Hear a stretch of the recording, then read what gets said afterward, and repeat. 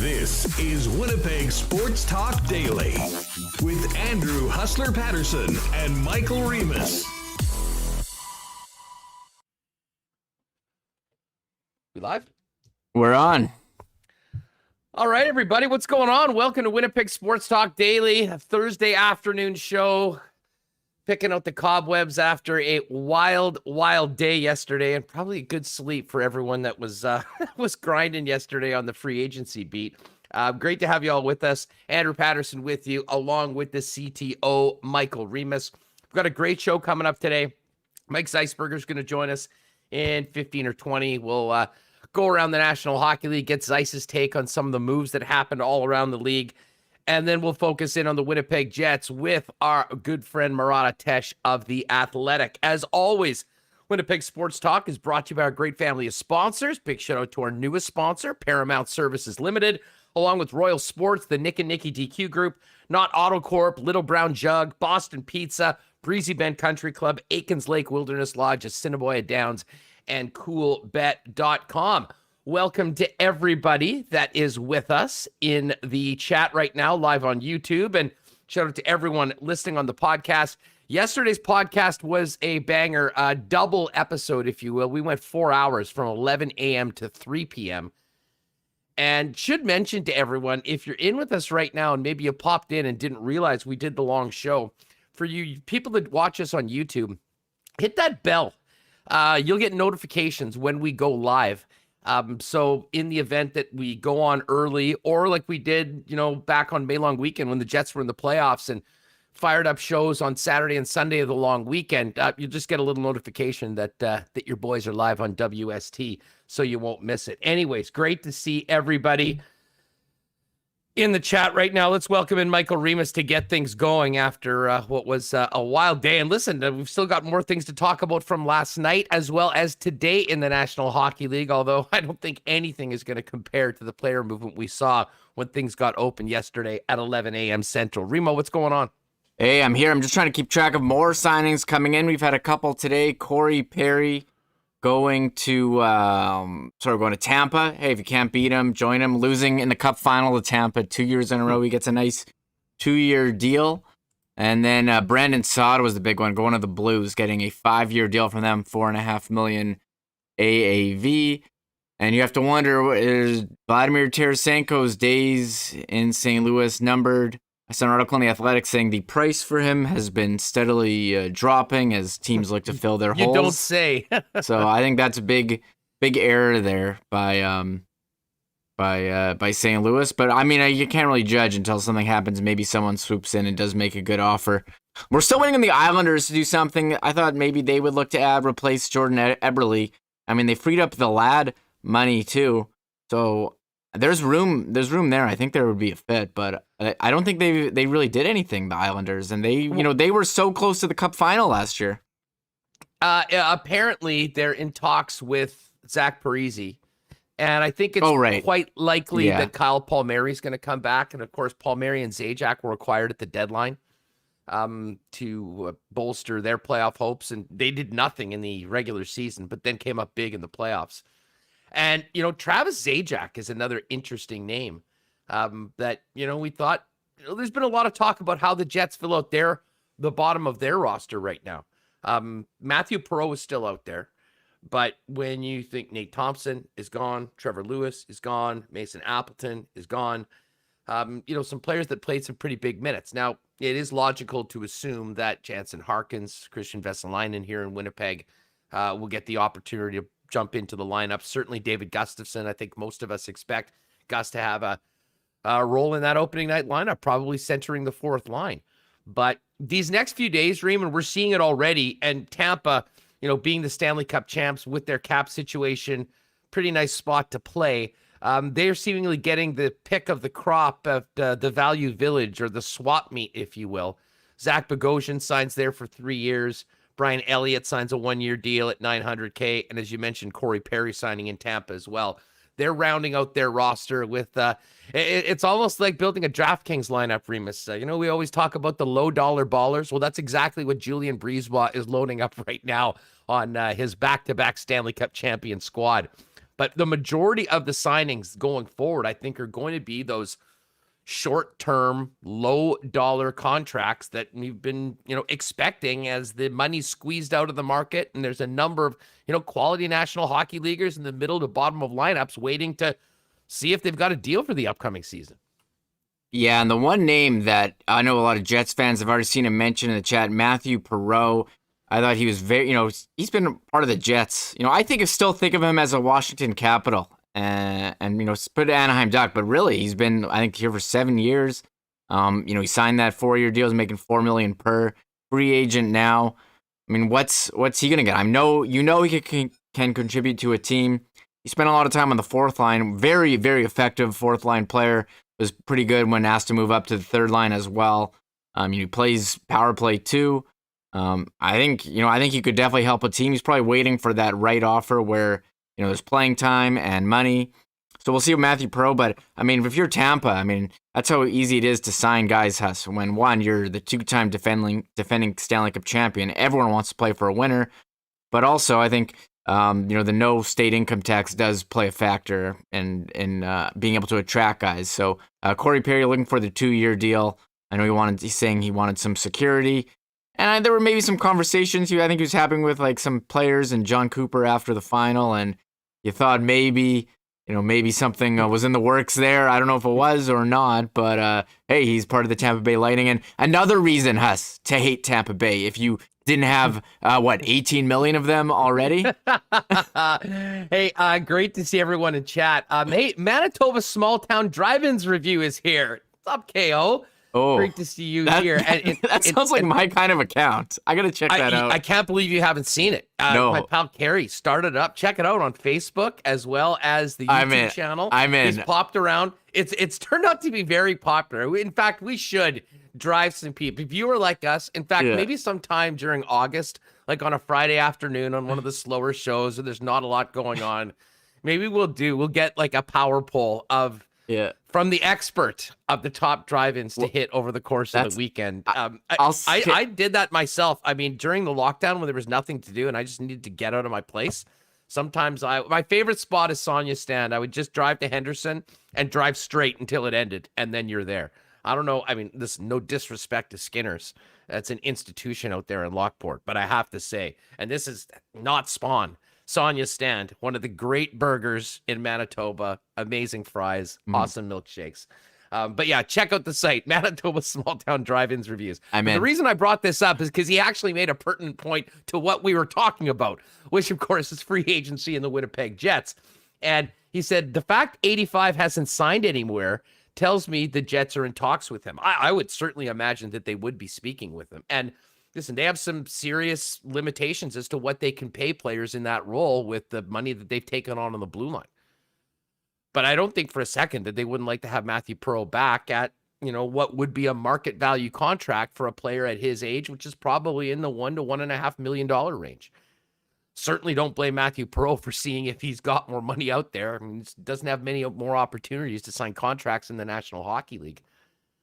But I also think, Remis, that given maybe a similar offer from another team, what the Jets have done over the last couple of days, improving the blue line, I think makes it a much more attractive place to play, even for a guy that's been here like Matthew Perreault, who has kind of been through the growth spurts, the ups and downs over the last few years. And I would imagine he, like many of the veteran players on the Jets, pretty darn excited about the potential for this team going forward after what Kevin Cheveldayoff's been able to do the last few days.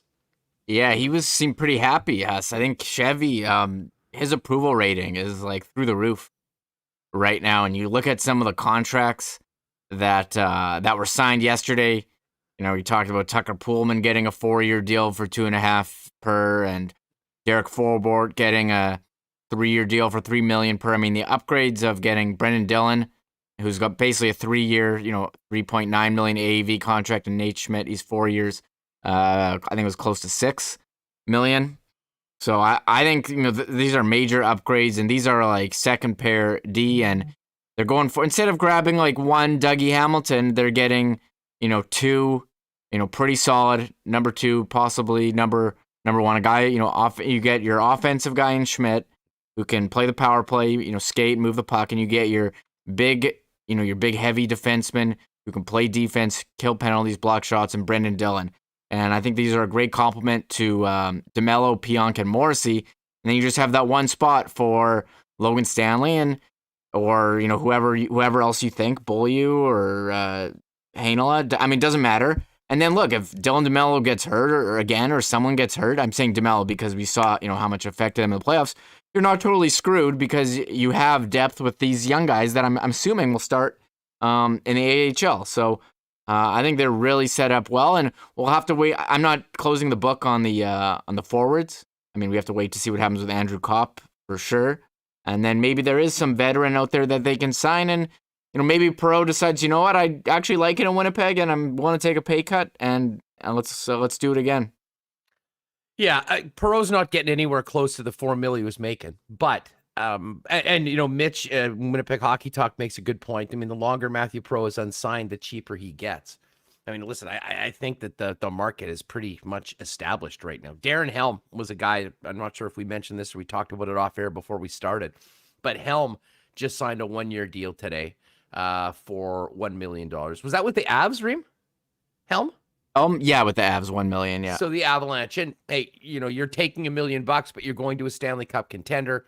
But for Matthew Perreault, I mean, if the money's going to be the same, I'm not sure that there's a better opportunity for him to, continue to do what he's been doing than playing here in Winnipeg, because Paul Maurice does like him. He'll certainly be able to play.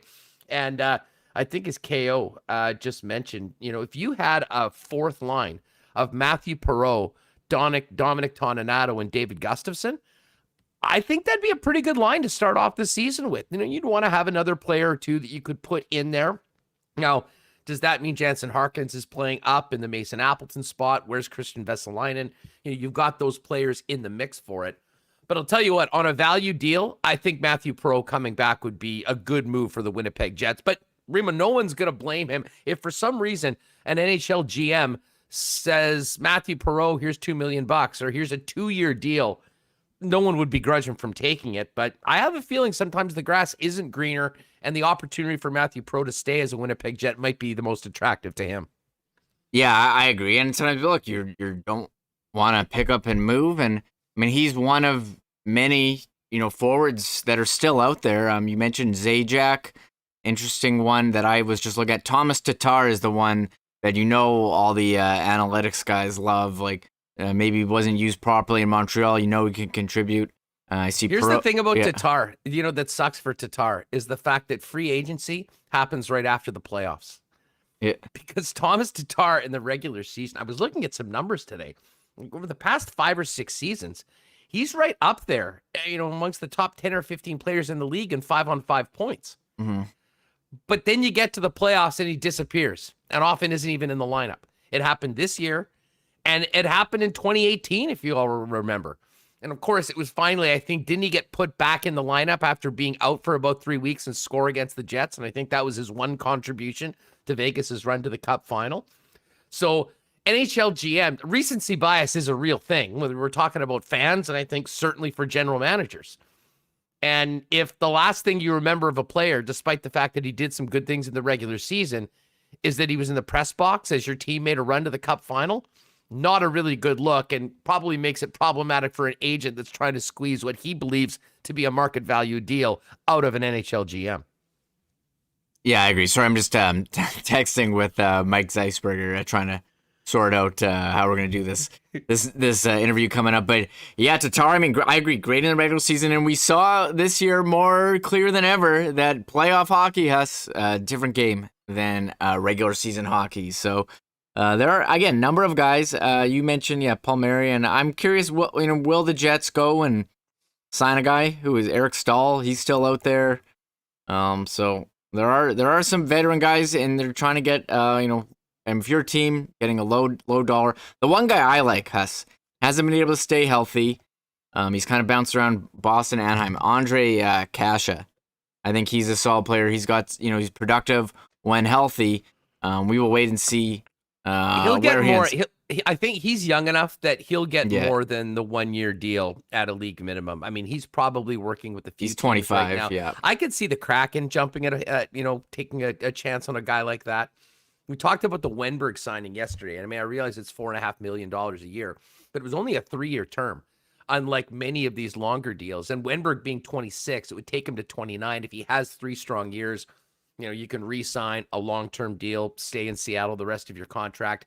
Or I think the opportunity that'll be given to him in Seattle that wasn't given in Florida will give him the opportunity to certainly put up some bigger numbers, have some more personal success, and for the individual as a former first rounder now in a spot that, he'll really be given a chance to shine. That might be good for him in the long run. Now, just looking at the YouTube chat, everyone, in addition to all your great takes on rural drive-ins that people should be going to, hopefully KO is taking some notes, although he's probably been to most of them already. I would like to ask you about Andrew Kopp, and it's a very simple question. Just put the number into the chat. What do you think the percentage chance is that Andrew Kopp is a Winnipeg Jet and in a Winnipeg Jet jersey in the first game of the season? Are you 50-50? Is it 90-10? Is the fact that they took on almost $10 million in cap space with the 2 ads on the blue line, has that diminished it? I do think it's going to make it harder, but I also do think Andrew Kopp is a priority for the Winnipeg Jets. And it's going to come down to a couple of things. Obviously, money and term. That goes without saying. But also, I do sort of wonder, I've said this before, but I think this is a great time. If Andrew Kopp does like being a Winnipeg Jet and he wants to be part of this team going forward, he feels he's been such a part of to get to this point and feels like it's going to be a contender and wants to stay, no better time for him to sign a long-term extension considering he's just coming off a career year. There is the risk of betting on yourself on a 1-year deal or going to arbitration and going to unrestricted free agency next year, depending on what this lineup looks like and where he plays. He had a lot of opportunity in the top 6 last year, played a lot of power play. Is that the case this season? I don't think there's any guarantees about that. So it might make sense for Kopp to ink that long-term deal. But again, the Jets are only going to be able to sign a deal that makes sense for them as well. There is some conjecture, Remo, or some speculation that, now that free agency has settled down, we might see some subsequent trades, potentially of players that are RFAs, like an Andrew Kopp.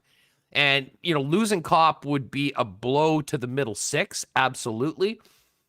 But depending on what came back, if you were just getting back like a prospect and maybe a couple picks, recouping picks that you gave out to get the blue line, I think people could live with that. But it doesn't replace Andrew Kopp and how important he's been in the lineup. And, is he a second-line center? Is he a top 6 player? We can debate all of that. But he's stepped up when the teams needed him to do. He's played in all situations.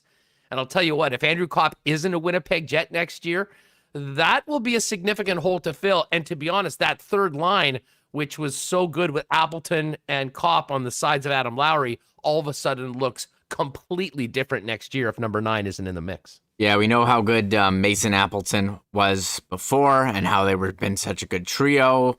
And, before it was, Tanev in there. If you lose Kopp too, that is a big remaking of your bottom 6. So, and someone asked me earlier today, what do you think of Perfetti's chances are, starting with the Jets? And I was like, well, you kind of have to wait and see what happens here with Andrew Kopp. If Kopp comes back, definitely, I think his chances, just based on the way the organization goes, they like to take their time. He'd probably start in the A. But if there's no Kopp, maybe you do maybe the team does want to give him a look, but I think you got to wait and see. So I did put a poll in the chat. Will Andrew Kopp be a Jet next season? We've already got 85 votes now. 61% of people say yes. 39% say no. So there are some people who think, maybe he's priced himself out, or he's, the Jets have spent elsewhere, and they're going with, the big spending on D, and, you got to make concessions elsewhere, like we've seen backup goalie for now, and we'll see what happens with Kopp. Yeah, let's see some of these numbers.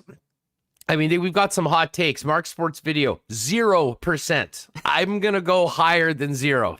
I'm just saying right now. A lot of 50s. Stone Cold Jay Buhner, 90%. BA's at 50. Wrench Doozer's at 35. Yola, 75. Bullets, 20. We got a 50. Rob Mahoney he's with Mark Sports Video. He's on the 0 train. Do we have any hundreds? If we've got zeros, are there anybody that's on the other side of things that's on 100? 50, 65, 60. The reason I asked this, Remis, is because I've talked to some other people throughout the last 24 hours. And when you ask them that question, very similar to our chat, the numbers are all over the place. Some people feel it's a foregone conclusion. The Jets won't lose Andrew Kopp. He'll be back next season, whether it's a short-term deal or a long-term deal. And others are thinking that now with the cap challenges that they're dealing with, that, we'll have a situation that Andrew Kopp might end up going elsewhere. So anyways, it's very, very interesting. We will get to that with Murat a little bit later on. And we will also kick around the challenges for Larry Simmons, the capologist, and Kevin Cheveldayoff after the two big acquisitions this week, and talk a little bit more with Murat about maybe some targets for the Winnipeg Jets as to try and round out their lineup, as well as what it's going to cost to get their 3 RFAs signed, if they do sign them all, in Andrew Kopp, Neil Pionk, and Logan Stanley. We're going to hook up with Mike Zeisberger in just a couple minutes. Before we do that, do you want to shout out our newest sponsor, Paramount Services Limited? Paramount Services is a full facility maintenance company serving commercial HVAC, plumbing, electrical, and handyman services to all of your favorite convenience stores and restaurants in Western Canada. And they are going 24 hours a day, 365 days a year for the past 28 years. If you or your business are looking for a one-stop shop for kitchen or cooler supplies for your business or property in Western Canada, give them a call and ask for Kerry O'Brien, or you can visit their website at ParamountServicesLTD.com for more information. And in this market as well, they're always looking for qualified techs who specialize in HVAC, plumbing, electrical, and handiwork. So if you are someone that has those skills or certainly would like to develop them, you can go to our sponsor page and click on Paramount Services. It'll take you right to the career page that we're showing you on the YouTube right now. But as I said, if you're listening on the podcast and you're in that biz or would like to get into it, talk to them about a career with Paramount Services. They're looking for qualified people right now, and it's all available there at ParamountServicesLTD.com, or you can give them a call, ask for Kerry O'Brien. Big thanks to Paramount for coming on with us. Great to have them on board with Winnipeg Sports Talk. We've got so much going on. I'm going to talk a little bit of soccer at the end of the program. A couple big matches for Canada coming out of that incredible run at Euro. And it got me thinking about soccer jerseys, which I love, which then got me thinking about other licensed merch, including Bomber merch for next week. And it means I think I might need to take a trip down to Royal Sports, because Royal Sports, as you all know, is the superstore when it comes to everything sports and licensed merchandise in the city of Winnipeg. But it's so much more than just the best selection of Jets and Bomber gear in the city, as well as NHL, NFL, NBA, Major League Baseball, worldwide soccer merch. They're also the superstore for the athletes. The greatest selection when it comes to hockey, with hockey players and hockey experts working there, getting ready for the season, soccer, baseball, and more. And don't forget the expanded bike section, the new fitness section, camping gear as well, and all the cool stuff on the other side at King's Skate, Snow, and Surf. And by the way, if you got a hockey player in the family that's looking for a great job, talk to them. They're certainly adding to the staff as they get ready for hockey season. You can find them on Instagram at Royal Sports Pembina for more information. And cheers to our pal Nick and his lovely wife Nikki and the Nick and Nikki DQ group. DQ Niverville, DQ Northgate, DQ Polo Park, and the DQ on St. Anne's, serving up those amazing Ultimate Grill burgers, wonderful chicken fingers, and most importantly, the best ice cream around. Pop in for a Kit Kat Blizzard, maybe a drumstick Blizzard tonight, my personal favorite. Or if you're getting ready for the long weekend, be the hero at the next gathering you have and bring one of those delicious DQ cakes. Hit them up on Instagram at DQ Manitoba. You can get your order in advance and pop by one of the 4 Nick and Nikki DQs to pick it up. Big thanks to N for their great support of Winnipeg Sports Talk Daily from day one. All right, Murat Tesh coming up a little bit later on. Remo, how's our progress with our pal Zeiss going? I'm going to phone him right now. All right, sounds good. So Remo's going to get Zeiss up on the horn. Of course, Mike Zeisberger from NHL.com, a longtime friend of the program, would come on the afternoon ride, H&L back in the day, off in the warm-up. And Zeiss, I'm very interested to hear Zeiss's take on exactly what we've seen over the course of the last week, because he's been covering this game and this sport for a lot longer than I have. But I was racking my brain talking to Steinberg yesterday on Sportsnet 960 all afternoon after we were done here. It's hard to compare a period of time in the National Hockey League. Like, there's been some crazy free agent periods where tons of people, got paid.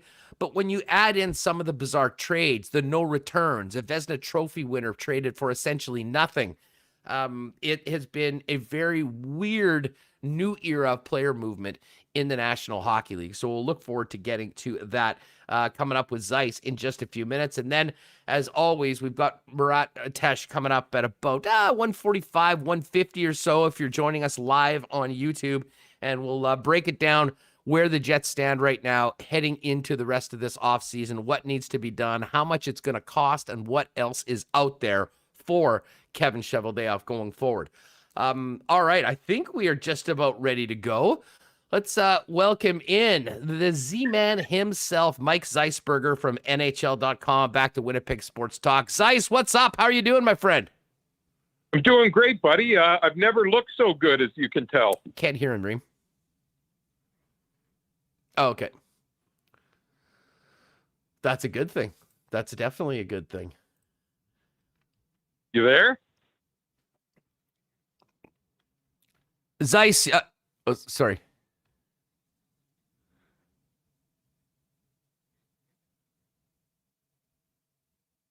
Okay, sounds good. Yeah, Zeiss, we're going to be 1 sec. I can't hear you, but you can hear me. Remis is going to get that set up.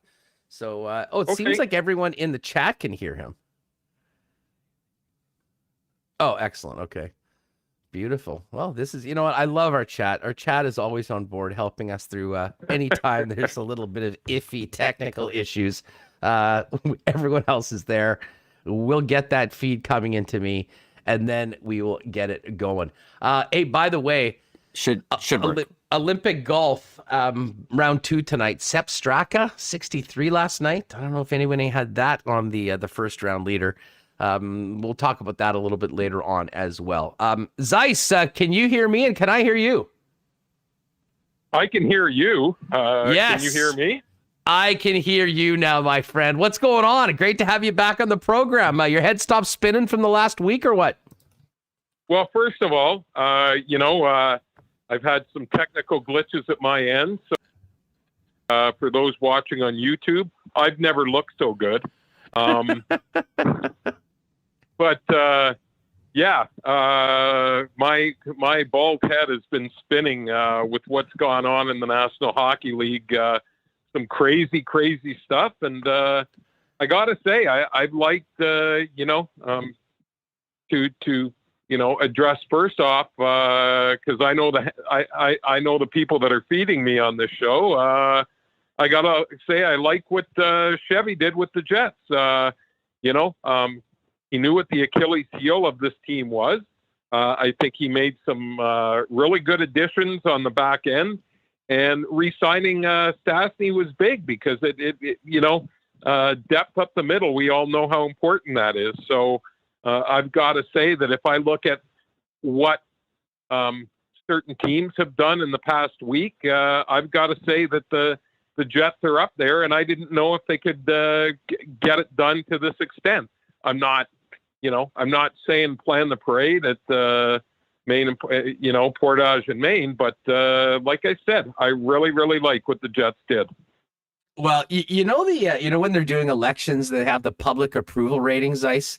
I can tell you that Kevin Cheveldayoff's public approval rating has skyrocketed in Winnipeg. And listen, he had a lot of support from, I think, I would say the majority of Winnipeg Jet fans. But in any market, especially a market like this that cares so much about their team, there's always pressure to improve. And for the general manager coming out of that season the way that it ended, it was pretty clear where they needed to address. And maybe a little bit more difficult doing it in Winnipeg, especially if you're thinking that you have to do it via free agency.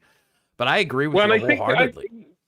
I think, Hustler, we've done, I've had the privilege of doing shows with you in your many reincarnations in Winnipeg. And, through that time, when we've talked about the league, one of the most frustrating things, and I think we can agree with this, is that, you sit back sometimes and it seems obvious with some of these teams what their issues are and what they need to address. And it's frustrating sometimes when you see teams kind of getting stronger where they're already strong and not addressing their weaknesses. And it seems like a pretty black and white issue when you go into these things. Every team's got strengths and weaknesses, and I'm simplifying things. But the fact that a lot of times the GMs don't address that can be really frustrating at times. I mean, I know there's a lot. Let's take Vegas, for example. I know there's a lot of controversy about Marc-Andre Fleury, okay? Aside from the fact that, he reportedly found out by Twitter, we'll leave that to the Golden Knights to decide what happened behind the scenes there. But look, in a cap era, you don't need those two goalies, whether they got rid of the right one, whether Leonard or Fleury. I mean, you can debate that all you want, but this is a team that was pushed so tightly up against the cap after signing Pietrangelo last year that down the stretch, there were games where they couldn't dress a full lineup because of cap implications. And I really do think that it took its toll, because when you watched them as that Montreal series kind of progressed, you could see that they were starting to run out of gas. I mean, that's a hell of a team in Vegas, but the cap implications ended up biting them in the you-know-what in the back of the hockey pants by the time all was said and done. And so they addressed the play. You know what? We have to clear some cap space. We'll see if they address the center position, which is Achilles' heel. But you can't be so strong in some areas, and not address some of the other things. And that's a debate that's going on in Toronto too, where half your cap is taken up by 4 forwards. And that's why, circling back, I think that Chevy did such a good job, because I mean, yeah, it's obvious to us and all the Winnipeg fans what the Achilles heel of this team was. But sometimes you got to give credit for a general manager addressing the obvious, because it does not always happen in the National Hockey League. Well, and I'll say this, Ice, when we see the money that went to free agent defensemen yesterday and the quality of free agent defensemen and what it cost, and then you look at Brendan Dillon coming for 3 more years at $3.9 million and Nate Schmidt on a long-term deal at less than $6 million. I mean, Derek Forbort, who Dillon is a huge upgrade from, I think most people would agree, just signed for 3 years at $3 million in Boston. Tucker Pullman got $10 million from the Vancouver Canucks.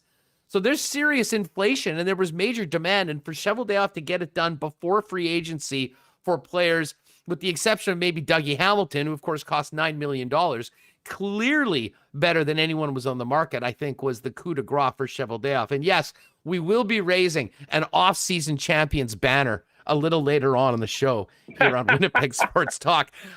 We always joke about the off-season champs. We never thought that the Jets would be in that conversation, but our pal Pierre LeBrun dropped it today in The Athletic. Was funny to see that. And a lot of people have been very impressed, and certainly the reaction here in Winnipeg has been awesome for the moves. And hearing, we had Dillon on the show yesterday, Brendan Dillon, and heard from Nate Schmidt yesterday. And the personality, the energy that he brings to the Winnipeg Jets, I think is going to be something that maybe people outside the market wouldn't really understand how important that is to a team like Winnipeg. But I think it'll be doubly great, that Schmidt acquisition, for what he does within the dressing room and just the atmosphere around the team, bringing some energy, exuberance, and a lot of fun for that 82-game season before things get real in the playoffs. Back to Vegas for a second, Zeiss.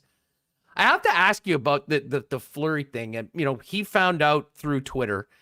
It seems like these deals are done. They make the trade call. And by the time the phone is ringing in the NHL office, the insiders are tweeting out these picks. How is that happening? Does that come from the teams? I mean, do they have the phone tapped at NHL HQ? Because it does seem like in a lot of these cases, the teams don't even have the opportunity to tell the players they've been traded. Well, maybe some of these teams should be phoning Lou Lamoriello because, the Islanders, for what it's worth, nothing seems to get out of the island. And I saw that. Well, that's because he hasn't done anything, Zeiss. Yeah, well, I think he's close on a couple of things, and it's been out there. But,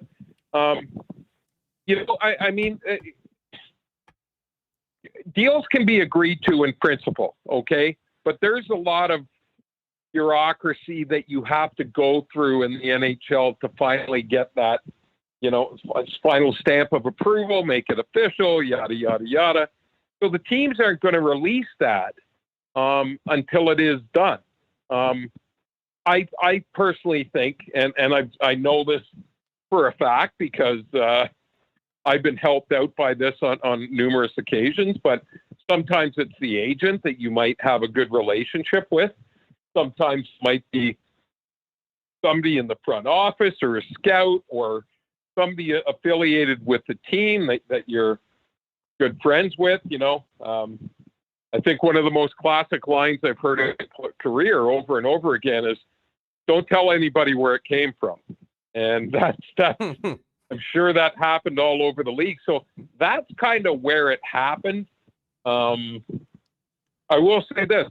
Alan Walsh was very, very quick to point out that that's how Marc-Andre Fleury found out. So, it's a little head scratching because I know how much the Vegas Golden Knights and especially Bill Foley, the owner of the Vegas Golden Knights, anybody that's ever met Bill Foley, for all the money, he's made over the years, he is one of the most down to earth people you'd ever meet.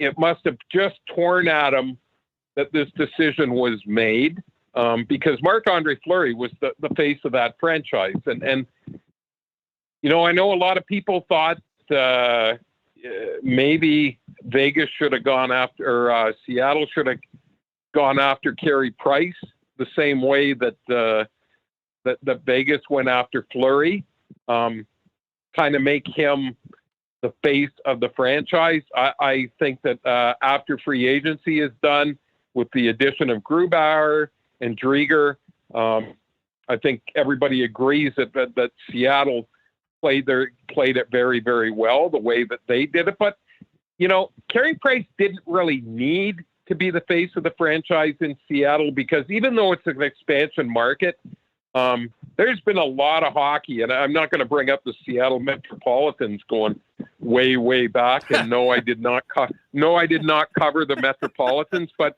they have a long, lengthy. See, by your laughter, I think you were contemplating whether I did or not. But they got a long history of hockey and junior hockey in Seattle. They're only 2.5 hours from Vancouver, so that's one thing. In Vegas, I know there's been hockey there, but let's face it, they were, the NHL was putting a new footprint in the desert sands there. And Fleury was it was the perfect storm, with his smile and the way that he played. He was the face of the franchise. He attracted fans on his own. So I know Bill Foley, it had to tear him up. But, so when you hear about this kind of disconnect about the trade, you just have to wonder if, what happened here. I do not think that there was any maliciousness on either side here. It's unfortunate. But in terms of appreciation by the Vegas Golden Knights organization and Bill Foley to what Marc-Andre Fleury brought to that city, the sport, in that community, I don't think there's any lack of appreciation there, no matter what happened. No, 100%. I do think, I'm not convinced that Alan Walsh's act last year in the playoffs didn't maybe telegraph this or maybe push them more towards going with Robin Lehner as opposed to Marc-Andre Fleury. There's some baggage on that. And, listen, when you do something like that, I think there's a danger to it that might hurt your client or maybe other clients. But the bottom line is that Marc-Andre Fleury is the Vezina Trophy winner, Zeiss, and he got traded for nothing. Yeah. No, don't say that. He got traded for cap space, okay?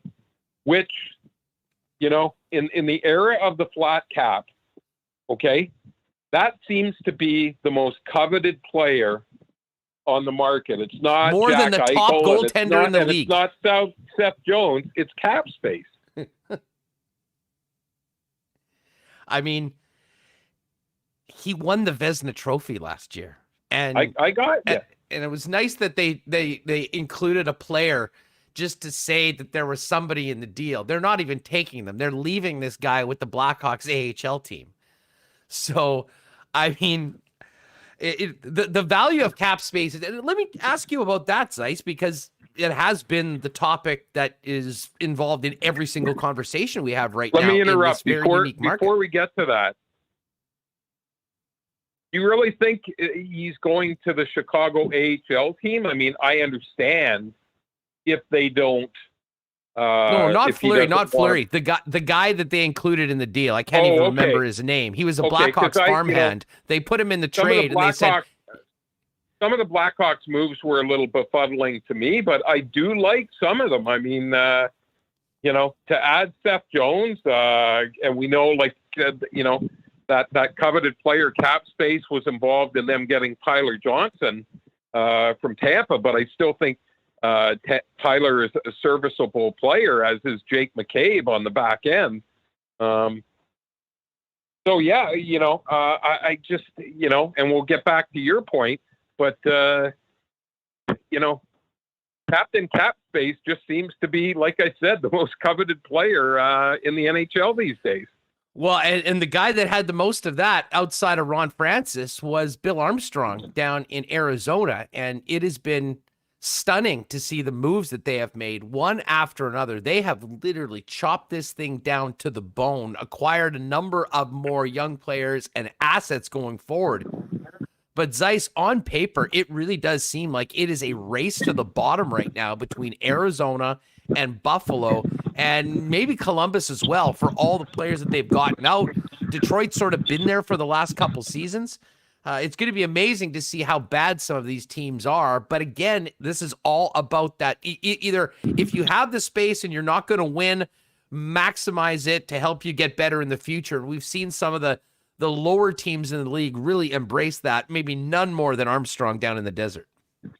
No, and Bill Armstrong had no draft capital, okay, when he came in. Let's not forget that in the previous regime, he'd been stripped of draft picks, or they had been stripped of draft picks because of what the NHL deemed to be prospect workouts that were against the rules. So he kind of inherited that.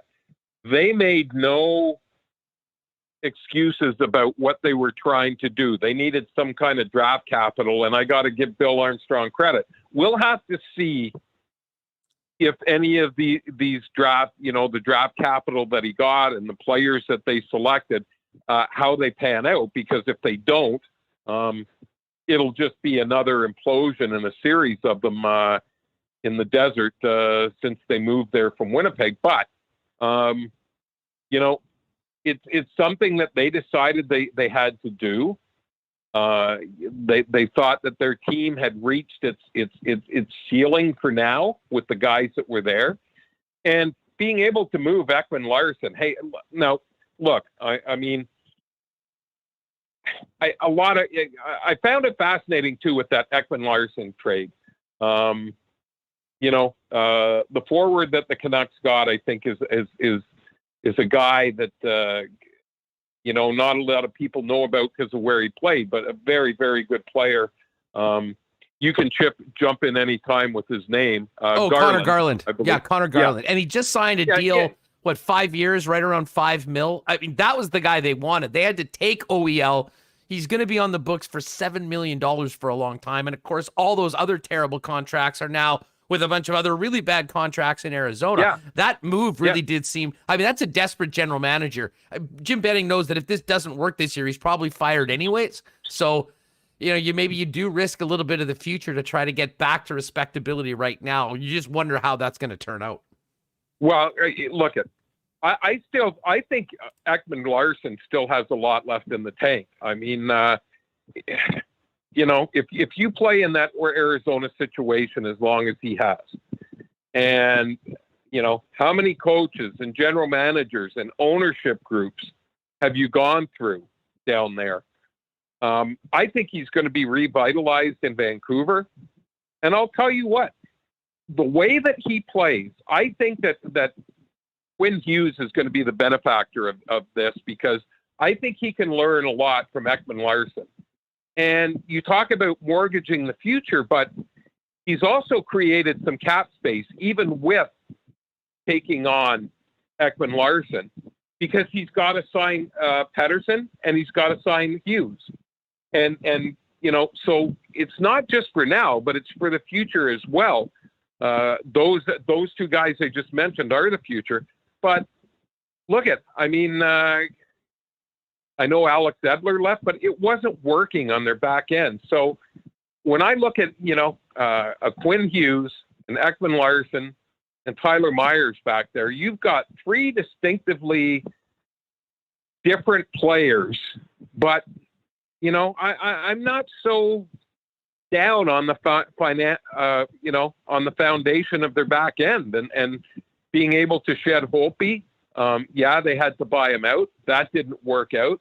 But I'm not as down on the Canucks as a lot of people are. I think that they probably came out better through this than a lot of people thought. And let's not forget too, we can talk about prospects and for the California teams and how promising they are. But after the Vegas Golden Knights, would you not agree that Pacific Division is a free-for-all? I mean, there's going to be a lot of teams that are going to be under 500. And after Vegas, I look at Calgary, Edmonton, and Vancouver as being the next tier. I'm right in saying I'm trying to get my divisions right, Hustler. Colorado's going back into the Colorado and Arizona are back in the Central this year. So it's the California. So do you not agree that after Vegas, those three Canadian teams are the ones that have the best shot at playoffs? I'm definitely there on Edmonton and Calgary. I'm not there on Vancouver, to be honest with you. I mean, the losses on the blue line, Schmidt coming here, replacing them with Hamonic and Tucker Pullman at some pretty significant dollars, which was somewhat stunning, was, but I guess we will see. I just know that the pressure is absolutely on Jim Benning to get this team into that playoff spot, because if it doesn't happen, I'm not sure if he's still around, and I think that was a big reason why we made that trade. Hey, Zeiss, before we go, I have to ask you, now it's the day after free agency. Are you like the rest of the big wigs already out at the cabin with the margarita going on? I mean, what's the rest of the summer like before we get to camp after Labor Day? No, not there yet. I took a wipeout in March and have had some shoulder issues. I was in a sling for a couple months, so I'm going to get a shoulder scope, just an exploratory, because there's still some things ailing in there. And but the one thing that's good, Hustler, is that the arm is flexible enough and the shoulder that I can still hoist my favorite beverage. The 12-ounce curls are still in the workout regime. I like it. There you go, buddy. Zeiss, thanks so much for doing this. Let's catch up again soon. Have a great summer. Hope the wing feels better, and enjoy a cold one for us here in the Peg. Listen, thanks for having me on. And listen, I expect in the next 3-4 weeks to be back on to have another one of those summer activity drafts that I killed last year in your previous incarnation, despite the whining of some of the other people that were involved in that. So, you know what? If you guys are up to the challenge, let's do it. And if not, then that just confirms that I won. You're the first entry. Zeiss, you take care. We'll definitely do that at some point soon. Have a great one, and thanks for joining us on Winnipeg Sports Talk today. Thanks, pal. Be safe. Right on. There he is, the one and only Mike Zeisberger. Oh, God, I love Zeiss. What a beauty he is. You can check out his work at NHL.com. Regular contributor on NHL XM Sirius Radio as well. All right, we're going to focus in on the Jets with our main man, Murat coming up. Before we do that, big thanks to Not AutoCorp for their great support of Winnipeg Sports Talk since day one. First company on board with us. Couldn't be more thankful for the support we've gotten from Trevor and his team. And if you're thinking about a new vehicle, why not get an incredible deal on a great ride from the great staff at Not AutoCorp? See them at Waverly and McGilvery. You can check them out online at not.ca. If you're in a lease or a vehicle, they'll help you get max value through their very successful consignment program. And if you've got some servicing to do, talk to their Red Seal technicians, or maybe a full car detailing to get it looking like new. It's all there at Not AutoCorp. Go down and see them. Tell them your boys at Winnipeg Sports Talk sent you, Waverly and McGilvery, or online at not.ca. We also, tomorrow, in fact, check out our Instagram page, because we've got something fun going into the long weekend with our friends at Little Brown Jug and Breezy Bend tomorrow. Before I tell you about that and direct you to it, don't forget the summer variety pack is available. We've got the summer lager. We have got the Hefeweizen, which is delicious. It's all there in the summer variety pack. I, after talking nonstop for 8 hours, went down to one of the patios down the street, had some 1919s last night. They were delicious. And right now, celebrating our 100th episode at the beginning of the week, free delivery anywhere in the city on orders over $35. You need to use the promo code WST100. And that's all available at littlebrownjug.ca. And as I mentioned, we did this going into the last long weekend. We're going to do it again. We'll put out an Instagram contest. Make sure you go and enter. Make sure you're following us as well as the Little Brown Jug folks on Insta and Breezy Bend. And tomorrow, to finish up a wild week on Winnipeg Sports Talk, we'll do another Marlboro race for that great prize, including a round of golf at Breezy Bend with carts, as well as some cold Little Brown Jugs on the course, as well as afterwards on the 19th hole on the patio. And, of course, Breezy Bend, our great golf sponsor. Cannot wait to get out there. So cool to have them and Little Brown Jug teaming up for this contest, which we'll do on the Sports Talk WPG Instagram page, and we'll get out there as well. I mentioned Olympic golf started last night, got a chance to see quite a bit of it, and then there was a delay that went well into the evening. Sepp Straka is the leader right now. We'll get to some of the odds for round 2 a little bit later on when we hit the cool bet lines. With big thanks to Breezy Bend. If you're thinking about a golfing home for you and your family next year, give them a buzz at Breezy Bend or check them out online at breezybend.ca. All right, let's welcome back Murat back to the peg. I see the base there. He's just acquainting himself with the peg. Welcome back. How are the travels? Travels were great. Happy to be back. Thanks for the welcome. What can I tell you? Yeah, this is a familiar haunt. I guess we were in a different spot at one point as well. But yeah, I'm happy to be back. Let's do this. I'm just wondering what my was last night when you're having your meetings on the local patio. You know what, Murat? Hold on a sec. Reem, are you getting I'm getting a bit of a feedback from Murat. I'm kind of hearing everything twice. I'm not sure whether that's happening in the chat as well. Reem, are you hearing everything okay, or are you getting that too?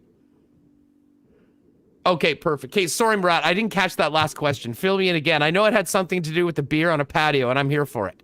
Well, essentially, I was just complaining. There we go. I don't hear myself twice anymore either. I was just complaining that you're talking about having beers on the local patio, and where's the invite for Murat? He's back in town. Well, I'll tell you what. It's open. It's going to be fun, and you can get around. I think a lot of people will be doing that with a lot to talk about when it comes to the Winnipeg Jets. Let's get right to it. What a wild week.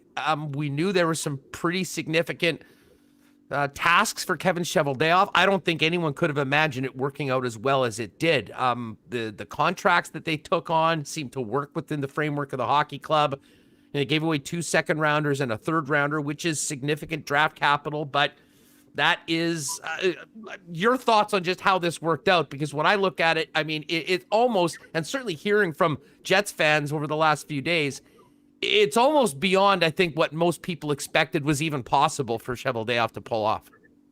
Well, you go 2 years since Dustin Byfuglien's surprise departure and all of those departures on Winnipeg's defense. and you're just piecemeal all the time. And you have Lucas Pisa and you have Anthony Bitetto and you have these, everybody's doing the best they can, but those are the moves that you make. And then in 48 hours, in 24 hours, somebody needs the exact count on this. They go and get Brendan Dillon and Nate Schmidt. And for the first time since the Jets were playing against the St. Louis Blues in the Stanley Cup playoffs, every single Winnipeg Jets defenseman that you put on that depth chart is playing in his element. However you draw it up, Winnipeg doesn't need to force defensemen above their pay grade, above their historical NHL success. And if you're a Jets fan, I would say be excited about that. Nate Schmidt is a great transition player. And yes, there are some doubts about how well he moved in Vancouver this year, but certainly I think the overall belief is this is a guy that can make that tape-to-tape pass and jump into the play. And Brendan Dillon, not just a stay-at-home guy, he can make that pass as well. And if you look at Winnipeg struggling to get zone time against Montreal, that starts in Winnipeg's end with the breakout. Defensemen putting people in good situations, working together with the forwards to move the puck up as a team with multiple waves. And when you have the stops that you're getting from Brendan Dillon, when you're getting the puck movement from Nate Schmidt, plus Josh Morrissey, plus Dylan DeMello, plus Neil Pionk, Logan Stanley as well in a home that on that third pairing that'll be good for him, that puts everybody in a better position, I think we're going to see great things from forwards like Mark Scheifele, Kyle Connor as a direct result of this.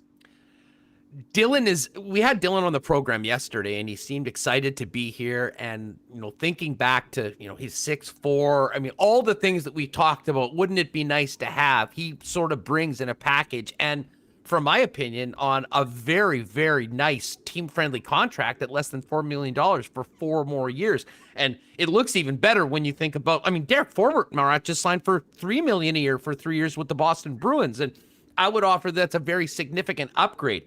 The Schmidt trade is fascinating for me for a couple reasons. And you talked about what he brings, the transition game, be able to take care of things in his own end, but also adding some things offensively. But I'm interested in your perspective on this. I almost think that his addition to the club helps as much in the dressing room, off the ice, as it does on the ice. And, maybe that's a stretch, but we heard him yesterday. The personality, the infectious energy that he brings, the fun that he brings in. From my perspective, at times when things haven't been going well for the Winnipeg Jets, that has been something that, has been problematic. And we know Blake Wheeler is a great captain. He's a hard driver, incredibly serious, focused, older. It's tough for young players to come in and sort of be that guy. To have Schmidt, an established defenseman that is such a need for the Jets, come in and add that, to me, there's no chart for that. I don't think there's an analytic for that. But when it comes to team building, I think that Schmidt adds so much outside of what we'll be talking about in the X's and O's of what he does on the ice. What do you think? I think that that's an important thing. And I love it when it comes from a player who can play, right? Dustin Byfuglien had it and he was a top pairing defenseman. Nate Schmidt has it and he's a definite top 4 defenseman. He can play. This isn't somebody being brought on to play 4 minutes a night on the fourth line, press box duty, a defenseman on the third pair or what have you. Yeah, it's not Anthony Bitetto. It's not the director of morale. And I love Bitetto. He's one of my favorite guys to talk about, and he sort of is that guy. But to your point, it's way different when the guy is able to do that and is going to be leaned on for 22 or 23 minutes a night and is such an important part of the team. I believe that. I believe that combination is really important. And just in terms of the pecking order, who young guys look up to, if the guy can also play. I honestly feel like the voice goes a little bit further too. And for me, you heard Kevin Cheveldayoff say it. He said that, his personality, it'll bring back a little bit of that Byfuglien. You see it. Brendan Dillon's highly rated from a character perspective as well. Eric Comrie, certainly, just a player the organization has loved and just beams with energy every time you talk to him. Paul Stastny, he was the one who was willing to not just address the cheat in Winnipeg's game this season to media in all sort of contexts, but do it in such a 3-dimensional way where it wasn't a hot button issue because he talked about it. It was just something that we could think about.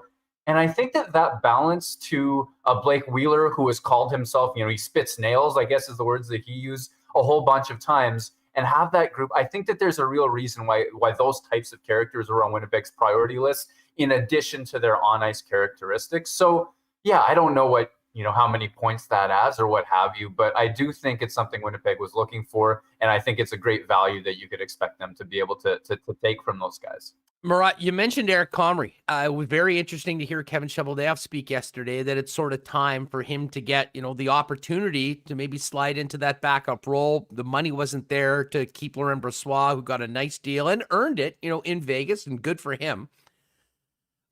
I know a lot of people have, the reaction to that has been, wait a second, Eric Comrie's not good enough. I'll say this. I'm not convinced that he is, but I'm also not willing to say that he isn't. I mean, such a small sample size of games in the National Hockey League. And as I pointed this out with with Paul Edmonds yesterday, if you think back to the last couple times that Eric Comrie got a start for the Winnipeg Jets, he was absolutely thrown to the wolves and had a team in front of him that, didn't do anything to help out a young goaltender. I mean, we think about Game 81 in 2019, the infamous Buff smashing the stick game against Colorado. I mean, for a young guy to get held out to dry, I mean, it was ugly, and there was bad things happening with that team as well. I think back to that start in Columbus where the team just simply didn't show up. So I'm not willing to make a judgment on a young man after 6 games in the NHL with some pretty iffy play in front of him. All that being said, though, how much of a risk is it to, have a very unproven goalie at the National Hockey League level coming in, albeit at a number that works for the economics of the cap? And how much pressure does that put on Connor Hellebuck if that is the case going into next season? I think you framed it exactly perfectly. I'm not willing to write Eric Comrie off. Small sample sizes are what they are. There's a certain shot against count that really, with goaltending being a guessing game at the best of times with the analytics that we have, and I know that there's some really good work out there. It's tough to predict at the best of times. And then you look at not only a small sample size, but a very specific situation like what you've just described. I'm not willing to write him off. I'm also not willing to say that he has a successful NHL track record and he's a surefire thing or anything like that. So it is absolutely a gamble that Winnipeg is making. There's a chance that they leave points on the table at the end of the year as a result of it.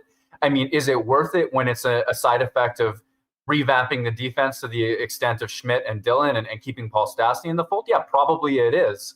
And it just has to be acknowledged as that, a gamble. And Eric Comrie will seek to prove himself, the consistent reps with the Winnipeg Jets, ideally a better defensive situation than he played in the games that you said. And then we'll see what the real Eric Comrie at the NHL level can be. I'm not expecting him to go out there and be better than Laurent Brossoit, to be honest with you, but we're going to get a real look. And for a lot of folks saying, well, he can't possibly be the guy. He is absolutely the guy. Kevin Cheveldayoff has said it out loud. He makes $750K, which is important for the cap-constrained Winnipeg Jets all of a sudden, and he's not waivers exempt. So they're not going to promote Mikhail Burden or Arvid Holm just because they had a good training camp above giving Eric Comrie this chance. He's the guy. He's going to get every opportunity, and if they sacrifice points, then so be it. Connor Hellebuck's going to be a workhorse, and hopefully he's a Vezina caliber goaltender once again. Yeah, and if it doesn't work out well, I mean, we always know at the beginning of the season, there's a ton of goalies that, are hitting the waiver wire. There's always an Anton Forsberg out there that might be able to come in and, keep a seat warm for a little while. Beyond the net, and I wanted to bring that up just because that has been a topic. To me, the most interesting thing now is Andrew Kopp's situation. The Jets just added almost $10 million on the cap with the 2 acquisitions, and nobody left the club. How does this change, if at all, the Kopp situation, Murat? And as we sit here the day after free agency, if you had to peg a number on the likelihood of Andrew Kopp returning to the Winnipeg Jets next season, where are you at on that?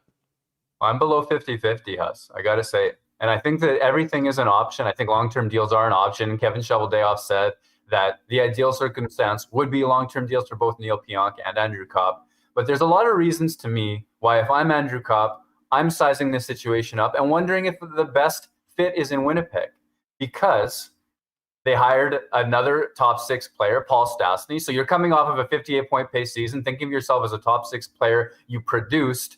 It's time to get paid. And now you're probably playing with Adam Lowry and a winger on a defensive line again because you have that skill set as well. That doesn't seem like the perfect situation to make hay from. And I know Andrew Kopp is a proud person. He wants to be valued in terms of ice time and put it in those positions as well. you're sitting on arbitration rights. Okay, cool. That's one thing. Unrestricted free agency around the corner. So what is it worth to you to give up your shot at unrestricted free agency to sign that long-term deal right now? And does Winnipeg have the cap space to even pay that? So if I'm him, I'm being patient, waiting for this long-term offer. And if it's not good enough, I'm saying, well, hey, I've got the arbitration hammer. We're going to play that out and see you in a year from now, as much as it's a good fit for his skill set and the club. Like, if this were just about the player, everybody would be happy. This would be great. But if I'm him, I'm sizing the situation up and going, well, pay me, figure it out, or we'll see where we go. And then from Winnipeg's situation, I do expect that they'll explore, that they have explored. They've poked around in terms of what an Andrew Copp trade market might be like. And he is the way that you can make the cap situation work for everybody. He absolutely is. That's the one place. Another option may be to accept a one-year arbitration deal, which would be lower than his AAV on a long-term contract, but then you risk losing him for nothing and he becomes a playoff rental for yourself. So that's an awkward situation. I'm not sure that's highly palatable. So I don't know. I think that there's a few reasons to think that that they'll shop and they'll explore and they'll see, because I think that, moving his money would solve some problems for them, even if the ideal situation is a long-term fit. Yeah, and considering the season that Copp had last year, it was a career year. He got an incredible amount of opportunity, more than he had in the past, because of certainly his play dictated a lot of that, but also injuries and situations. And listen, I'm Kurt Overhart, who is an experienced agent.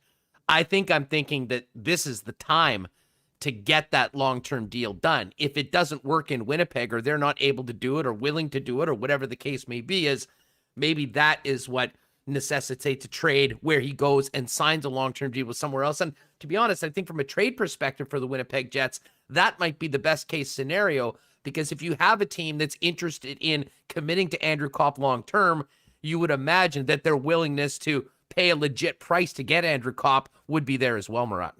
Yeah, I got to echo you on the timing of it as well, because like I said, pride is one thing.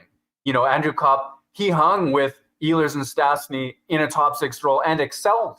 And so pride is one thing, but dollars is an entirely different situation. If they quote unquote bury him, it's still a good job on the third line with Adam Lowry, and he's the checking line. He's not going to hit 58 points. He's not going to play at that offensive pace. And so, whatever contract he would sign a year from now, probably not as inflated as what he's in position to get right now. So, I mean, if you're him, probably, that trade and sign situation from this summer might even be more appealing, because you're worried about the kind of points you're going to leave on the table. Just look at Patrick Laine, forced to accept a one-year $7.5 million deal, whereas we were all thinking that if he stayed in Winnipeg this year, Stastny, Ehlers, the kind of points he would produce. Just think about how much money he left on the table. Points and ice time, that's your ticket to money. And if Andrew Copp doesn't have that opportunity this year, well, next summer's contract wouldn't be as lucrative.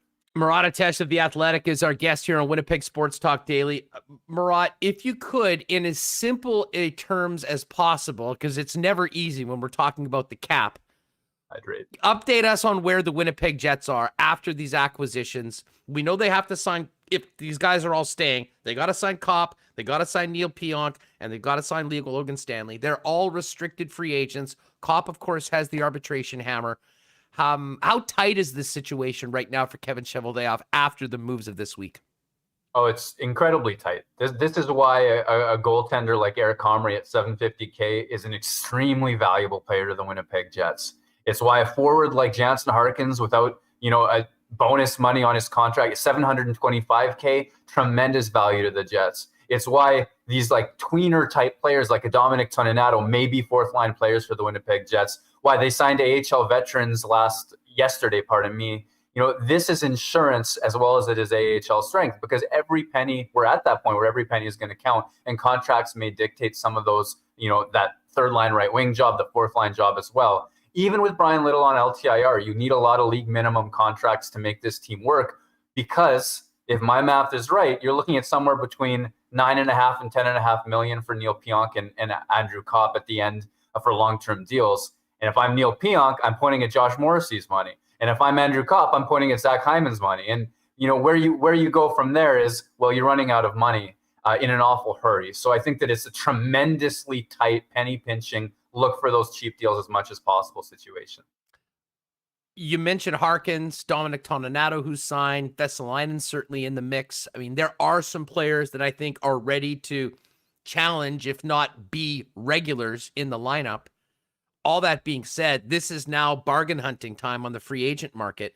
Do you expect the Jets to add more NHL players? I mean, we talked a little bit about the two-way deals, the AHL guys that'll come, that if you need to call a guy up, he might be able to be there. But I mean, guys along the lines of the guys they signed last year, Nate Thompson and Trevor Lewis, guys that left yesterday in free agency to new spots.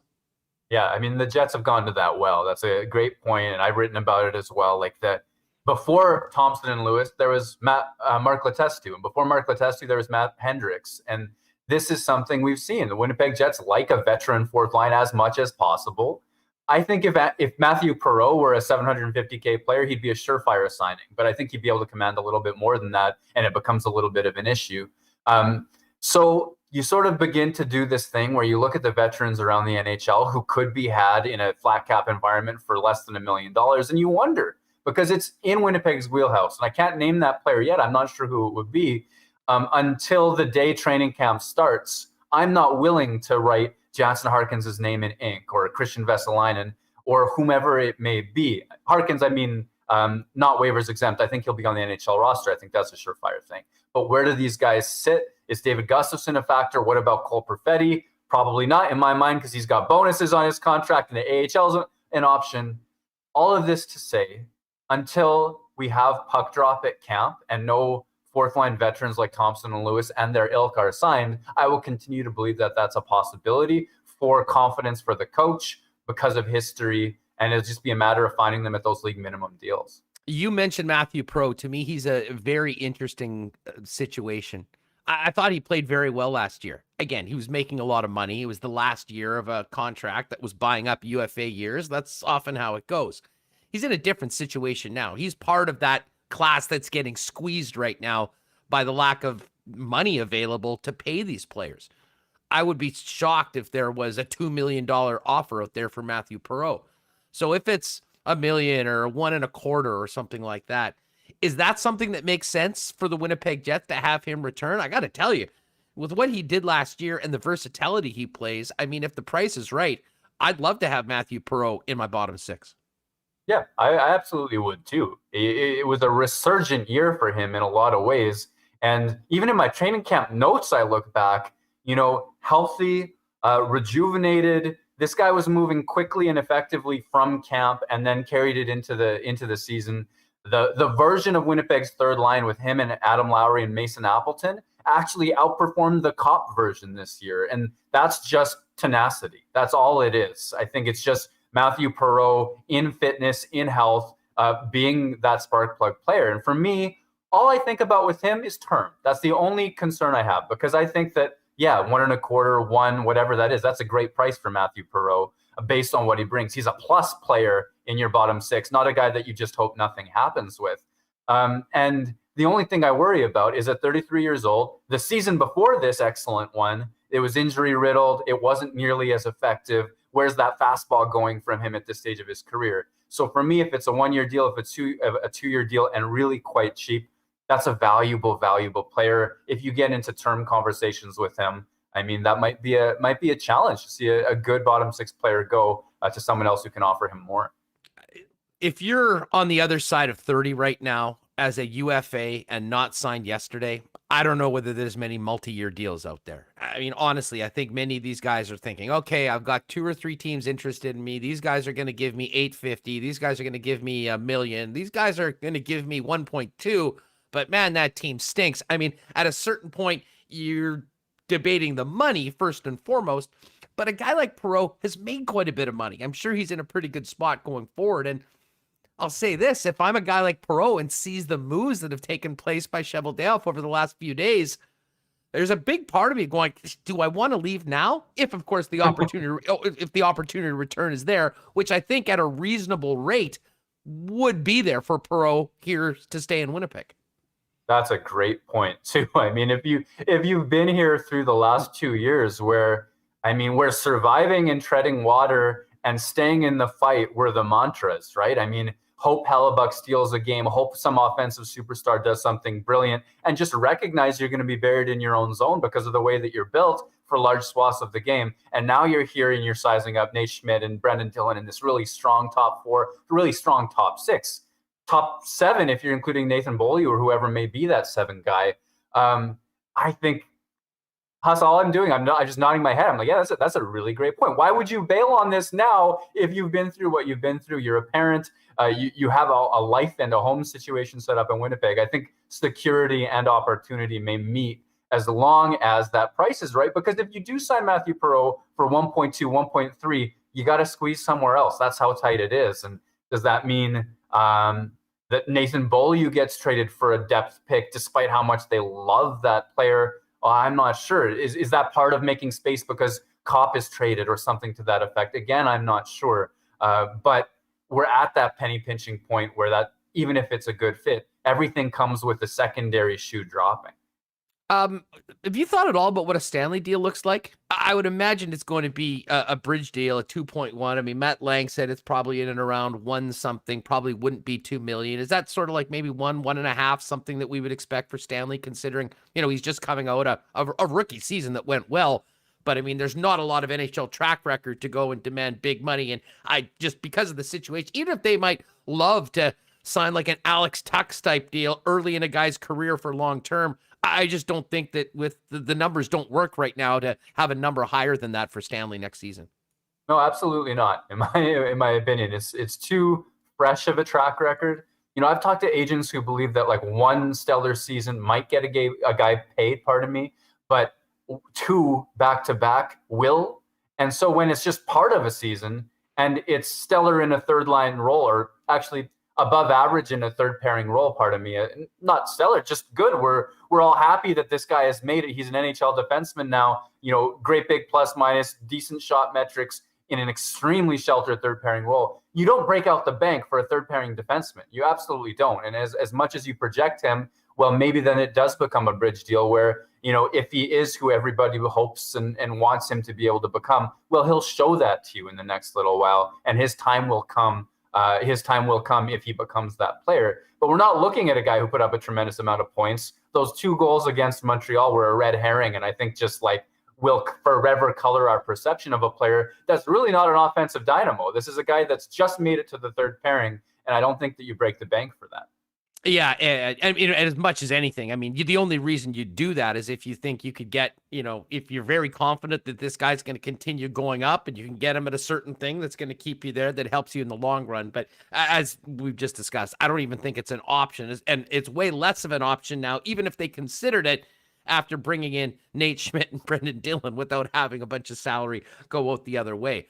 Murat, now that we've been through this crazy week, and the Jets have done things a little differently than many of the others, but I mean, I've got to get your thoughts on free agency yesterday. What did you think about? We talked so much about cap space, and then Tucker Pullman gets $10 million and Derek Forbort gets $9 million. I mean, how surprised were you with some of the numbers that we saw doled out to UFAs yesterday?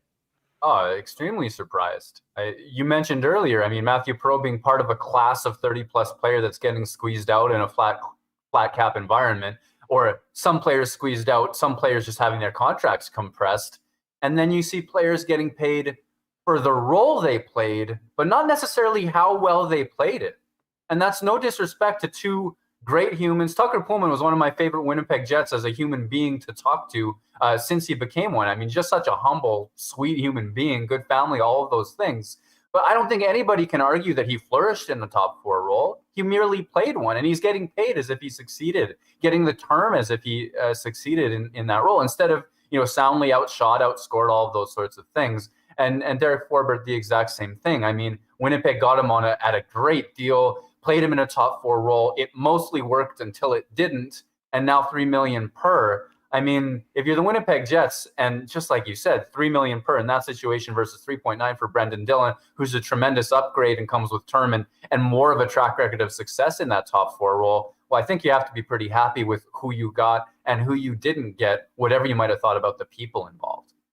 Murat, what did you think about the signings in Edmonton and Calgary? To me, Zach Hyman and Blake Coleman are, in some ways very similar players. Coleman, of course, we've seen a lot of him in the playoffs the last couple of years. Hyman, we've seen a lot because they're on Hockey Night in Canada every Saturday night playing alongside Austin Matthews and Mitch Marner. Hyman got, I think, an extra $600K a year and an extra year. Of those two signings, do you like one more than the other? And where's the more risk? You have the exact dollars and term in front of you. I don't, and I don't Hyman, want to... I just off the top of my head, Hyman was 7 at 5.5 and Coleman was 6 at 4.9. Right. Well, it's funny. I immediately like that Coleman deal more. I think with guys like this kind of term, I worry about, and certainly the numbers. And they're both 29, by the way. So I mean, we're talking about like that 7th year for Hyman is the 36-year-old year. Yeah, I can't find the value there on the back half of that.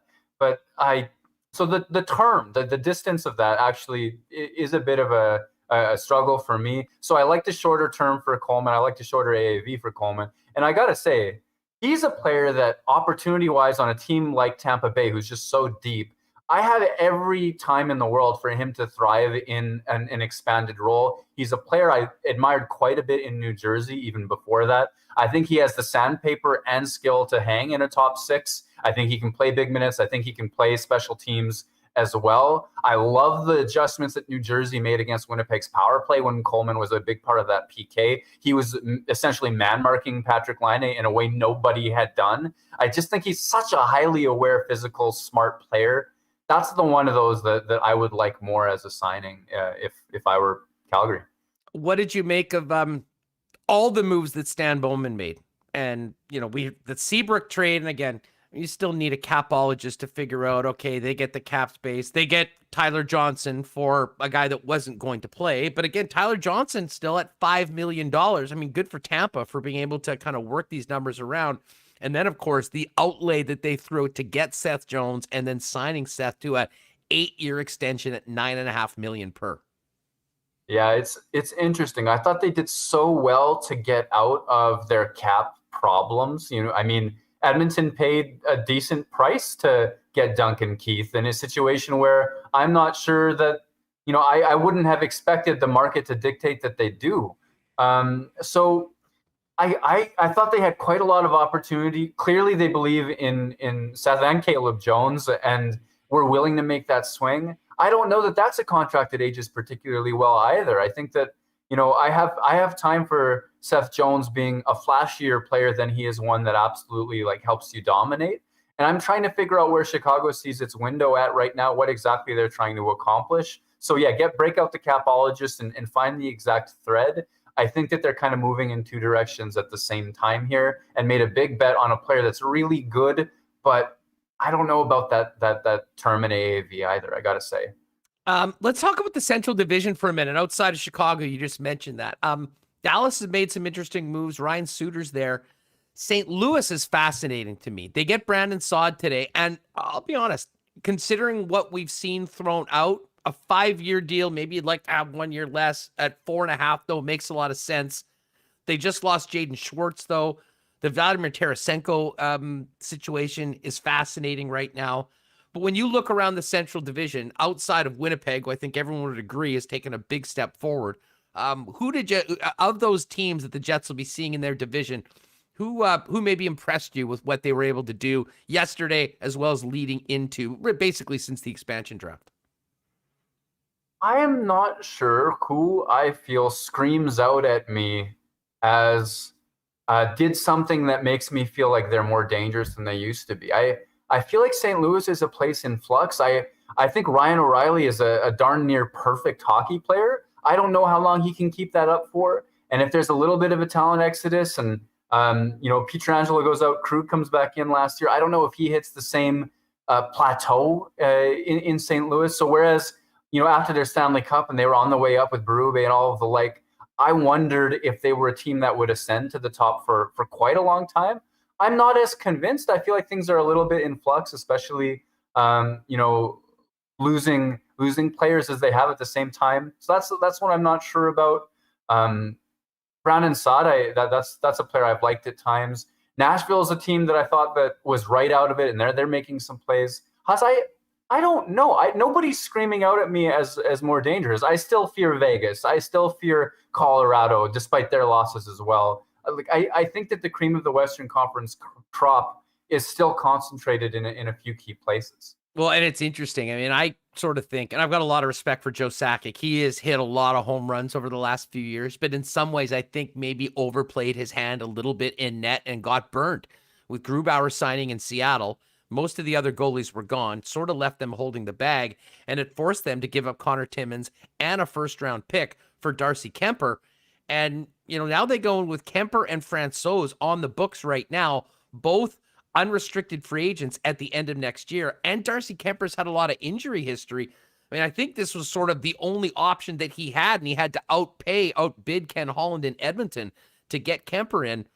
But, with all the incredible talent they have, and they got Makar locked up, and they bring Landeskog back, if they have issues in goal, I mean, you want to talk about an Achilles heel. That'll sink even the best teams if they don't have reliable net minding, and I'm not sure that Colorado's there yet. We've seen the opposite of that in Winnipeg for a little while. We've seen what an incredible goaltender can do to a team with flaws. The opposite can also be true. I believe you on that one. I have time for both of those goaltenders that they have, Francouz and as well as Kemper. And I think that both of them have achieved high heights at their very best in small samples and things to that effect when healthy. I thought Francouz was a good bet for Colorado long term, but Grubauer was such an ideal situation for them. So they're definitely missing out there, and it's a huge question mark. It's a question mark where the players involved have had some examples of success at the level that Colorado needs them to, but you just can't point at it and be absolutely certain. And so that's an issue for me. It's something that they get a chance to make it 2/3 of the way through the season and see how they've made out on that front. But yeah, I mean, it could be an Achilles heel. I still believe in the amount of firepower. I still think that that's a very dangerous team. Murat Atesh of The Athletic with us. Murat, before we go, I have to tell you, you've been iconicized, if you, I'm not even sure if that's a word. We've got Remis's mute button. There's Sean Reynolds' headband. There's Kenny's water bottle. There's Hustler's Diet Pepsi. We now have in the YouTube chat Murat's bass guitar. Chanting, wondering when you're going to play him, if you've missed him while you've been gone. So, oh man, we'll have to set up a special time for that one. No doubt. You've got some great pieces of people. I'm sure most of our listeners and viewers are Athletic subscribers. If you are not, you're missing out big time. You've got a great the depth chart. There was 1.0, 2.0, 4.0. This really is a work in progress. I imagine what you'll be doing over the course of the next few weeks is continue to evaluate where the Winnipeg Jets are. And probably the most interesting thing is figuring out how the Jets are going to handle this cap crunch now after adding Dylan and Schmidt over the course of the last few days and still have these guys to sign. Yeah, that's the biggest question that I get on Twitter all of the time. Well, how is the cap going to work? How does the LTIR work with Brian Little? How is Winnipeg going to sort all these guys and keep it out? And yeah, I have to admit, the long form of the story where I can break it down in charts, I feel like I can actually explain. And to your point of Andrew Kopp being the most interesting situation right now, there's so many ifs and ands and buts. What if it's an arbitration deal? What if it's a trade? All of those sorts of things. So yeah, there will be a 5.0 depth chart. There will probably be a 6.0 as well. One non-hockey question to leave. It's a big 24 hours for Canadian soccer. We've got the semifinal of the Gold Cup tonight. Canada's men's national team going against Mexico. And then I think it's 4 a.m. or tomorrow. The one thing I'm most invested in the Olympics is our women's soccer team, a battle against Brazil in the quarterfinals. How are you feeling about the Canadian soccer chances in the next 24 hours? Well, it's nice to finally see the men's program pushing up against some of the really great teams. Yes. And it feels more sustainable. Like they've had nice Gold Cup runs in the past, but that felt like catching lightning in a bottle for that men's team. I feel like the program that they're building is a couple steps ahead of wherever it's been at my point growing up and watching and hoping. So I think that they're a lot more real.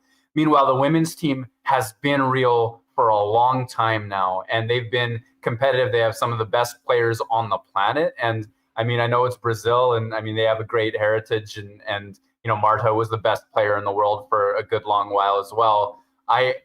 I like that Canadian women's team against just about anybody. And the one thing I will say about them still is I'm still seething over the delay of game call against the United States way Such back. bullshit. It was bullshit. Can I say that? Absolutely. It was bullshit. It was one of the worst calls I've seen in any sporting situation ever. I think that women's team got robbed, and they're still great. They're still elite. I believe in them very much. Oh, that was an incredible self-muting as well. That was expert work. Murat, welcome back to the Peg. I have a cold 1919 for you on a patio of your choice whenever you can make it happen.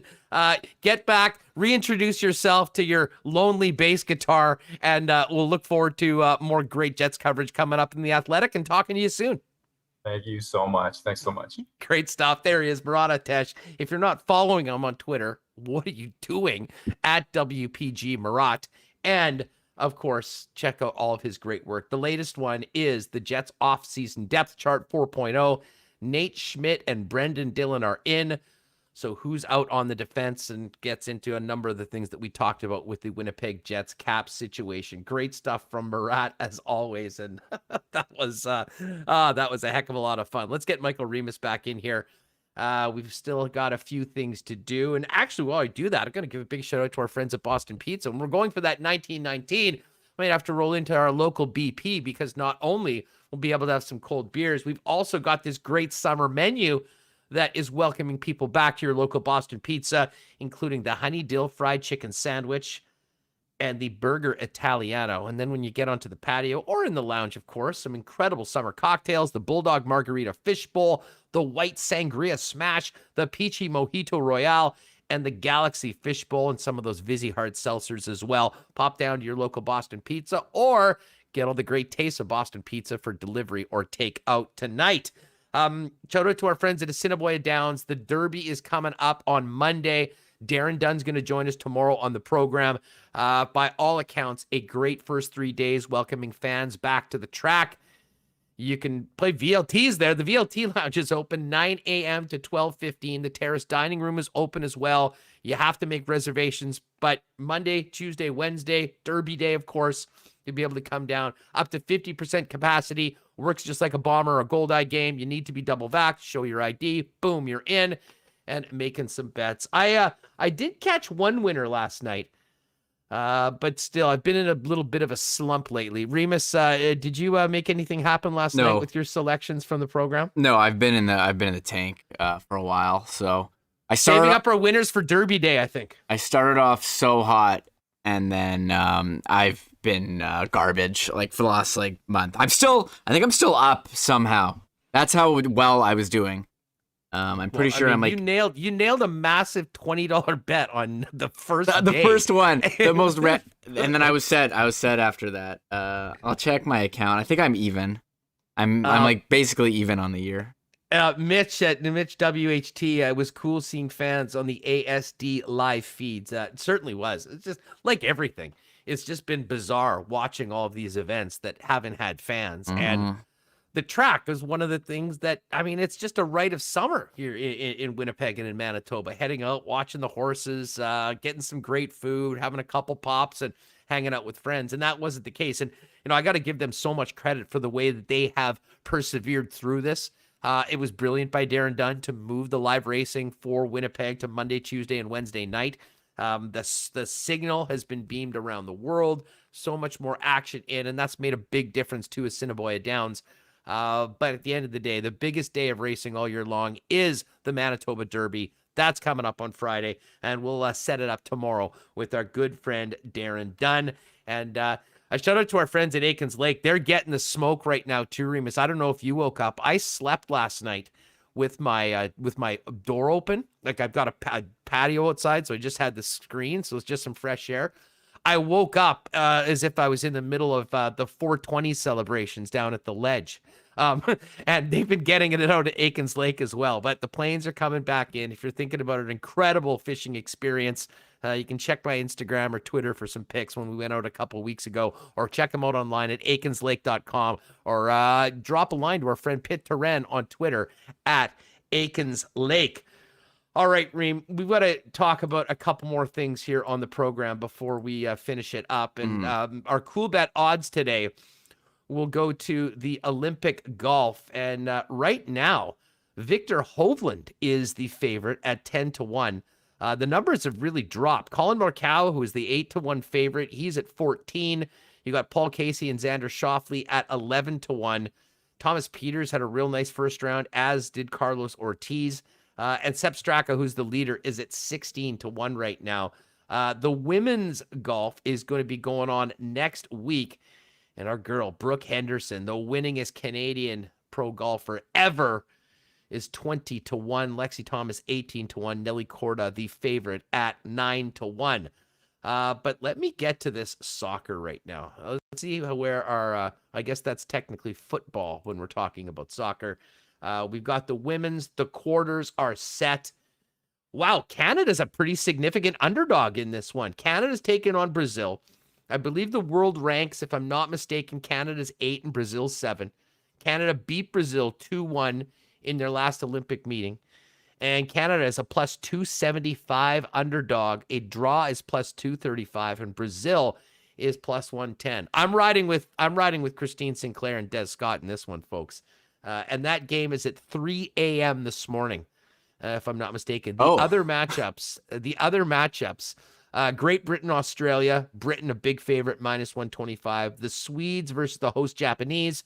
Sweden, a big favorite, minus 154. And interesting, I can't remember the last time USA wasn't a really prohibitive favorite. They're plus 130 going up against the Dutch. That's the final game tomorrow. And as far as the winner of the entire tournament, Canada's 15-1. And 2 times they've got to the quarters, but haven't been able to win. As we just talked with Murat, they got absolutely robbed by a complete BS call last time against Team USA. But they've been there before. And this, presumably is Christine Sinclair's last run. So there'll probably be a sprinkle on Canada at 15-1, but definitely on the big match tomorrow. And then if we check it out, I guess we got to go down to soccer. We've got the Gold Cup coming up. And tonight it is Canada and Mexico playing. And that's the one thing. There are so many, so many. I'm just trying to find the Gold Cup odds. I just found the Premier League, but that's not what I want. No, we need Canada and the Gold Cup. Maybe I'll just do the search as opposed to going through 200 million of the 200 million different soccer leagues around the world that they have it. I'm not Gold Cup, not Gold Odds, Gold Cup. Oh, soccer. It's funny how they list it as football for the Olympics, but the other one is soccer. Yeah, here we are, CONCACAF Gold Cup. So it's Qatar and the USA. USA even money to win their match. That's a little earlier tonight. And then 9 o'clock this evening, Mexico versus Canada. Canada, a massive underdog, plus 552. Mexico, minus 164, and a draw, 262. So I guess if we're going to make a soccer bet, we'll ride with the women. Certainly, our women have been better for longer. But I have to say, I am excited about that win for Canada in the quarterfinals, and this is going to be a great challenge against the Mexicans tonight for a Canadian men's national team. Remo, other thing going on tonight, and we don't really get too much into the odds on it, although if you would like to peruse it at Cool Bet, it's all there. It's the NBA draft tonight, and I'll be honest, I don't know much about the players coming into the NBA draft, but I do know there's sort of a consensus top 4 available, and we all remember the Raptors getting the luck and moving up in the draft to pick number 4, and after such a disappointing and really turbulent season for the Raptors, not to mention all the trade talk around the club, they'll get a chance to potentially pick a player that can be a big part of that core going forward for Masai Ujiri. Yeah, I'll have to wait and see. I know Woj has already spoiled the first pick, saying, I believe Cade Cunningham? He said they're strong. What's the word that you use? Like strongly considering picking Cade Cunningham. Hold on. What's the first? Let me just see. Oh, they've landed on a decision to select Cade Cunningham. That's what he said. So that's their current decision. We'll see if they follow through with that. Yeah, Mitch is saying Jalen Suggs. He's sort of been a guy that thought, I guess it's Cade Cunningham, Jalen Green, Jalen Suggs, and Evan Mobley. And I mean, everyone knows now that the Woj has tweeted it. It's like the tweet from God. It's happening. But Green was 11-1, Suggs 20-1, and Mobley 20-1 to be the number 1 overall pick. Where it's interesting is the 2nd, 3rd, and 4th overall pick. And it seems like Jalen Suggs, who Mitch is all fired up in the chat, is the heavy favorite to be the 4th pick and go to the Toronto Raptors. The way the odds are, and usually the bookmakers have a pretty good idea about how these things are going. We'll go Cade Cunningham 1, Jalen Green 2, Evan Mobley 3, and Jalen Suggs number 6. So we'll probably have a little recap on the draft tomorrow when we're talking about the Raptors, what they were able to do. And I guess the other thing, speaking of the Raptors, Reem, is that there is the potential that we could still see some significant trades. We've heard rumors on a sign and trade involving Kyle Lowry going back to his hometown of Philly, and potentially Ben Simmons, who most Sixer fans cannot wait to get out of town soon enough, considering his performance in the playoffs, potentially starting over with the Raptors. Simmons is a former number 1 overall pick. Can't shoot, but man, he can play defense. He would bring a lot to the Raptor operation. From what I've read on Twitter, the Pistons are asking, not Pistons, the Sixers are asking for some crazy, haul for Ben Simmons, who everyone hates after that thing. I think long term, I think he'll be okay, but disappointed a lot of people in the playoffs this year. I guess the other question about the Raptors going forward, there has been some talk about Pascal Siakam potentially being moved. And, he's got a big money contract. He did not have a great season, but was a huge, huge part of their championship team. Fred VanVleet's name has been mentioned. It could be a wild offseason for the Raptors, but I think a lot of that may happen right in the next 24 hours as it relates to the draft. Because if they were making a big move like that, I wouldn't be surprised if they would try to acquire another top 10 pick and really kind of move in on a changing of the guard, moving on from that 2019 championship team. Talking about baseball, Reem, tomorrow, Blue Jays back at home for the first time in 2 years. I know there is incredible excitement in Toronto to welcome the team back. And even though we're still far, far away from TO, I think a lot of Canadian fans are going to be fired up for that game tomorrow. And they'll have a new player in, still trying to add to that that bullpen. The Jays acquired closer Brad Hand from Washington, getting some bullpen help from the Nationals, who has turned into a trade deadline seller, especially now with Steven Strasburg out for the remainder of the season. Yeah, I took Strasburg a mid-round pick in fantasy, and I think he pitched like 1 game.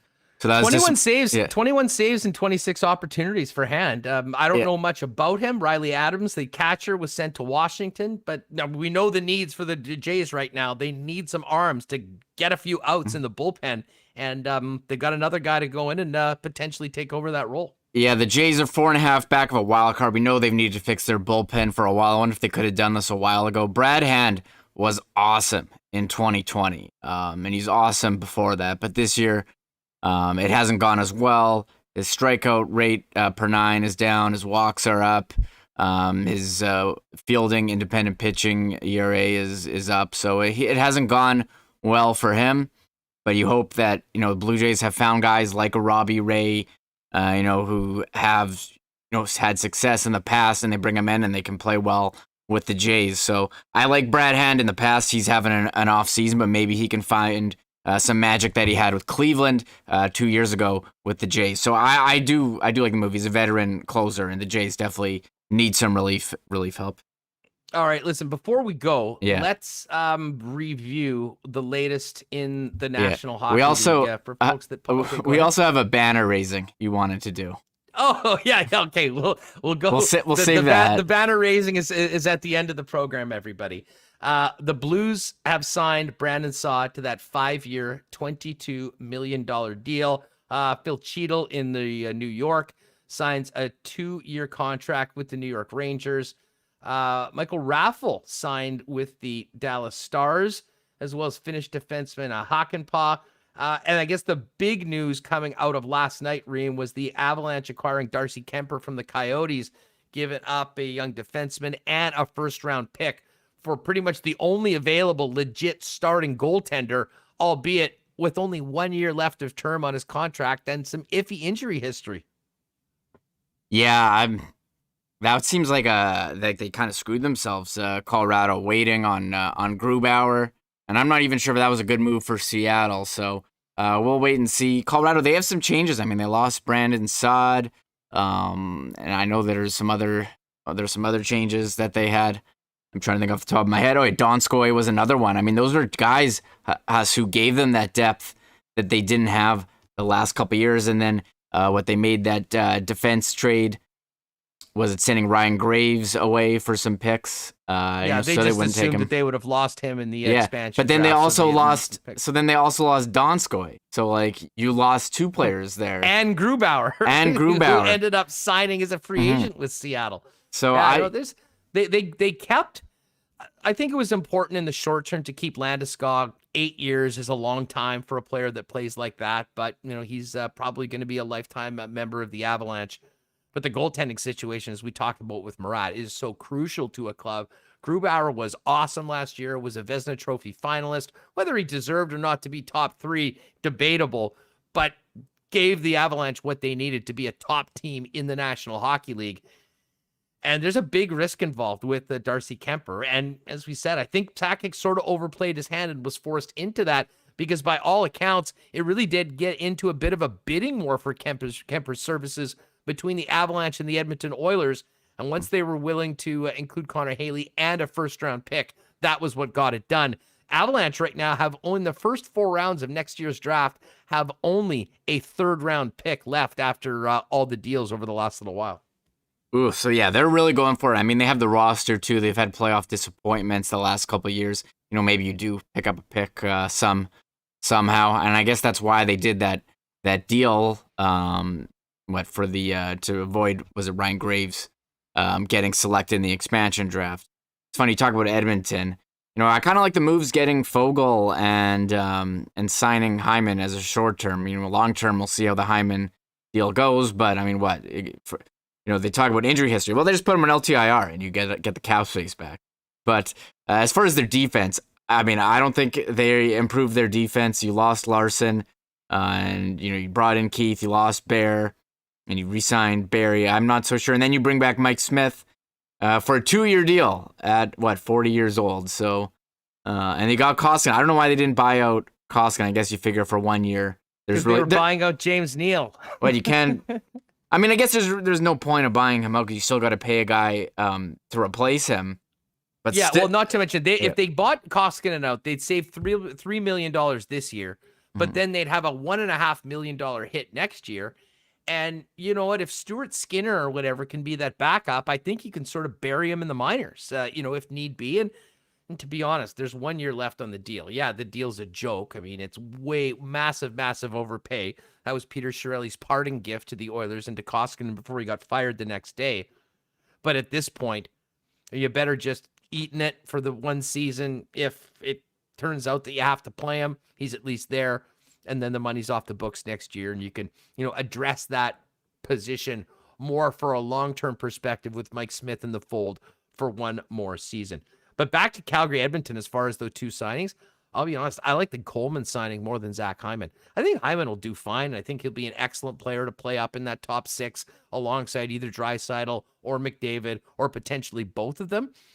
But man, I think for less money on less term, Blake Coleman going to Calgary for the type of team Calgary is, I like it more because, him going into that top 6, he's a guy that I think with more opportunity, playing with better players and having more ice time that he didn't get in Tampa, can certainly put up. I mean, he's had 21 and 22 goals seasons with New Jersey. I could see him getting in excess of 25, but also does so many of the other things that, a Daryl Sutter team wants to do, playing physical, solid on special teams, especially the penalty kill. And then on top of it all, he's coming from, back-to-back Stanley Cup championships. And listen, I know there's no chart for that, but I do think that will be valuable as Calgary sort of tries to change the ID and personality of a hockey club that sort of got stale with that same core over the last few years, Reem. And I'm not sure whether they're going to be able to move on Sean Monahan. His contract is somewhat problematic at over $6.3 million for 2 more seasons. But the addition of Blake Coleman, despite the fact that they lost Giordano, and I think their blue line is definitely weaker, I think is a great addition, at least for the first few years of that deal. Like all the long UFA deals, we'll see how year 5 and year 6 looks. But for right now, Blake Coleman, outside of Landeskog, who never made it to market, was the guy that, I thought was the top available winger. And, when you consider what Zach Hyman got, I thought Calgary did a pretty good job of getting him at under $5 million. I want to know how Calgary is going to be different. I mean, they were a huge disappointment last year, I thought. I mean, their top guys, Monahan, Gaudreau. I mean, they haven't played up to expectations. I thought they were going to trade Gaudreau, going to shake things up. It seems like to me it's really going to be more of the same from Calgary. And as someone who took those guys a lot in DraftKings, that ended with disappointment. So I don't know what your friends in Calgary are saying about the Flames, but I just don't see how it's really changed a lot. I pumped the tires of Zadorov for all the fans yesterday on the program, saying, what is Zadorov? Well, he's 6'6", he's 235, and he's got a mean streak. And that actually is all true. Mm-hmm. Whether he can significantly play 20-plus minutes in the top 4 for Calgary, well, the jury will be out. He certainly isn't going to be Mark Giordano. But it was interesting. I mean, I really think that the Flames and the Oilers took it on the chin as much as any team in the expansion draft. I mean, the loss of Giordano was massive. 1 year left on his deal at his age, I know. And you do get that cap space back to use on, a player like Blake Coleman. And, we've talked about the Zach Hyman deal. I mean, it's certainly an aggressive move for Ken Holland, but it was a time for aggressive moves for Ken Holland. But it was the loss of Adam Larson on the blue line, who could have gone in free agency anyways. But I think it really did catch them off guard, and they've sort of been playing catch up over the last few days. I'm still surprised that Ethan Bear was traded. I thought he, had a lot of potential moving forward. But again, there's a lot of moving pieces right now, and it's still out there. I know we'll be talking on the show later on in Calgary about the remaining free agents that are out there. I know the focus for us is going to be on some of the bargain buys out there that the Winnipeg Jets might be interested in. In particular, Reem, I'll be interested to see if we find out anything about Matthew Pro in the next couple of days as to what's on the table for him and if he's going to come back at a lesser number to try to continue what he's been a big part of starting here in Winnipeg. Yeah, I like Matthew Pro. I mean, he was a pretty good year last year, stayed healthy.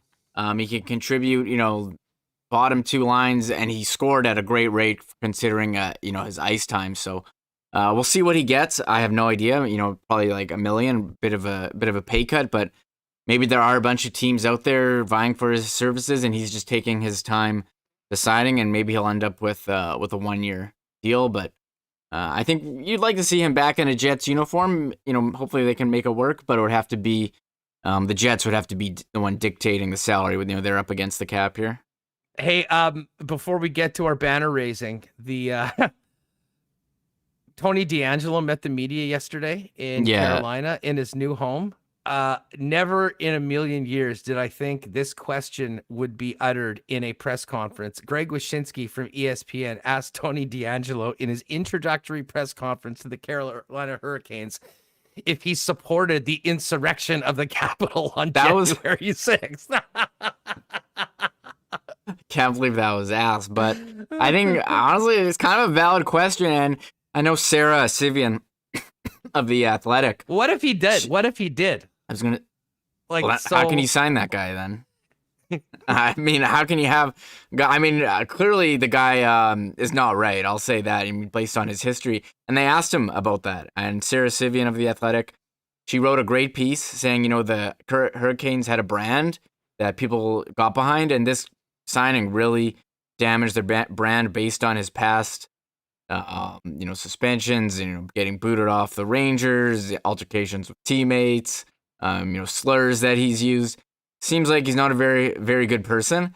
And I think you want to have, good people in your locker room.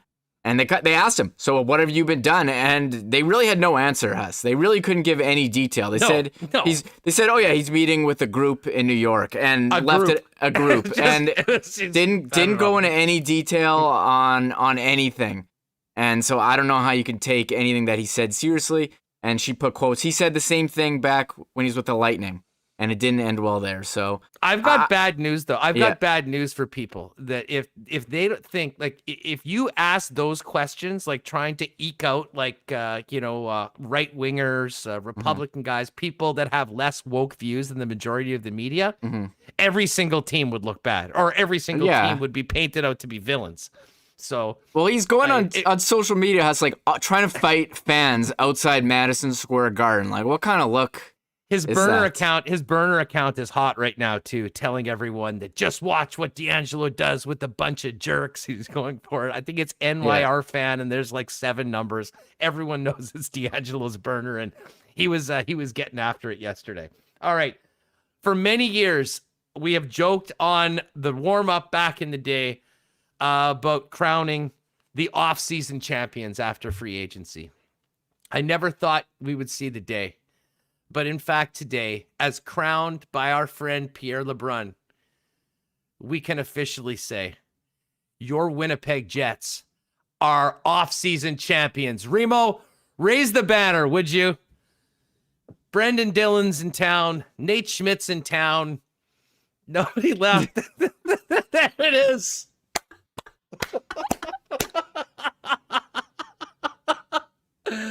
Oh God! How long have we been waiting? How long have we been waiting to be able to raise the banner? We want the Stanley Cup banner, but you can't win the Stanley Cup without doing some good work in the offseason. Kevin Cheveldayoff, congratulations! It's official. The Winnipeg Jets are off-season champions, and I have to say, Remis, I don't know how you did that, but the presentation of the banner raising on WST has just warmed my heart and made me that much more excited for training camp and getting back to the arena downtown and seeing this team on the ice next year. The banner raising, incredible. I'm laughing so hard. I spent so many. You're like, we got a banner raising. You said that, and I put that together. It took me a while. I figured I could do crude photoshops too, but figuring out how to get the banner to raise. Oof, that was. We'll tweet this one out. Well, I think that's going to be tweeted. You know what? Who is it? Travis. That might have to be the new background for the off season. Maybe I'll change from the bar just to have the banner in the background. Anyways, we're joking, but honestly, it is an exciting time. I mean, I have spoken to so many Winnipeg Jet fans, hearing from you guys here in the chat.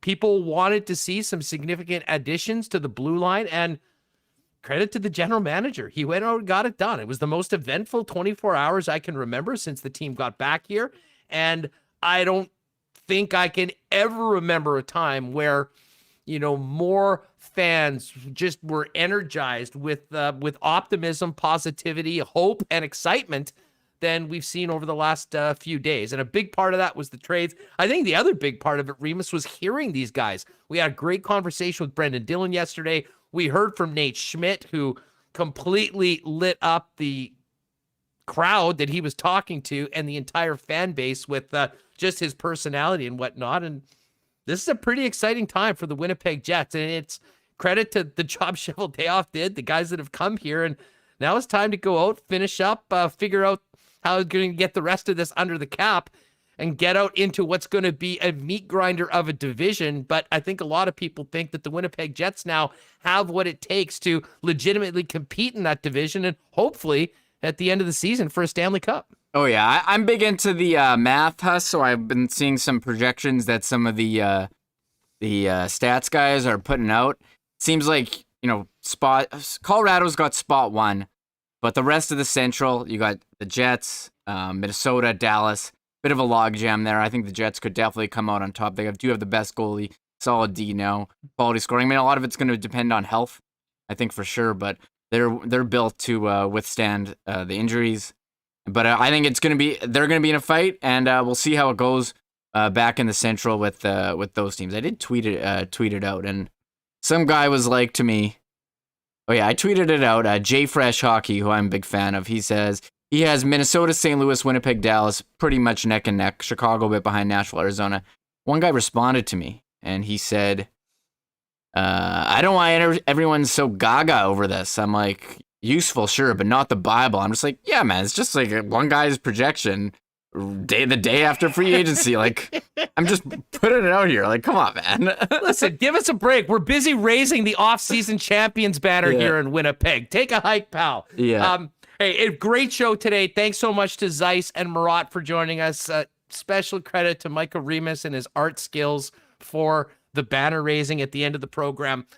Don't forget, everyone, go to our Instagram. Is the Little Brown Jug Breezy No, thing up I on the have to gram do yet? it. I have to do it after the show. I've been busy doing all this other stuff. Check that out after the show. Head to our Instagram page. You'll be able to register just like we did the last time. And tomorrow, at the end of the program, we'll head into the long weekend with another world-famous marble race, sort of partly celebrating 100 episodes, which was on Monday, but also to give someone a great prize for the month of August from our friends at Breezy Bend at Golf and Country Club and Little Brown Jug. And speaking of Little Brown Jug, if you missed it earlier, free home delivery with our special promo code up until July 31st, WST100. Use it at littlebrownjug.ca. But we'll have that up on Instagram shortly. Make sure to get in on that tomorrow. We'll fire it up on the marble race to finish up the Friday program. That banner raising. It's so good. We might have to get that on our Instagram feed as well. So it's gonna have to be out there. I gotta tweet it. You can share the banner raising with your friends, folks, but make sure to get in on that contest. We'll do it tomorrow for a marble race. And other than that, great show. Thanks to everyone for being with us. I got to skedaddle over to Sports at 960 in Calgary with Steinberg for a few hours. Feel free to join us as well, but we'll be back here tomorrow. Jeff Hamilton's going to join us. We'll get his thoughts on the Winnipeg Jets moves. We'll also get an update from Bomber training camp. Next week's going to be all about the big game next Thursday, 1 week today. The CFL season kicks off. Hammer's going to join us. Darren Dunn's going to set up the Manitoba Derby for us, and we'll have more thoughts on free agency. Really looking forward to having Chris Meany. You know him from Mean Streets on Game Plus Network. He'll join us as well. So a great show, including a marble race to finish up the week. We'll do that tomorrow, 1 o'clock, live on YouTube. Thanks to everyone consuming on the podcast. Do us a favor, rate and review. Before you go, folks, hit that like button. Make sure you're subscribed, and make sure you've got your notifications turned on so you don't miss us when things like yesterday happen. We go on 2 hours early for a double show. You want to make sure you're going to know when we do go on. For Michael Remis, I'm Andrew Paterson. Have a great night. We'll see you tomorrow on Winnipeg Sports Talk Daily. Oh, my God. Oh! Shut it down. Let's go home. Thanks for tuning in to Winnipeg Sports Talk Daily. Make sure to subscribe on YouTube and your favorite podcast feed at winnipegsportstalk.com.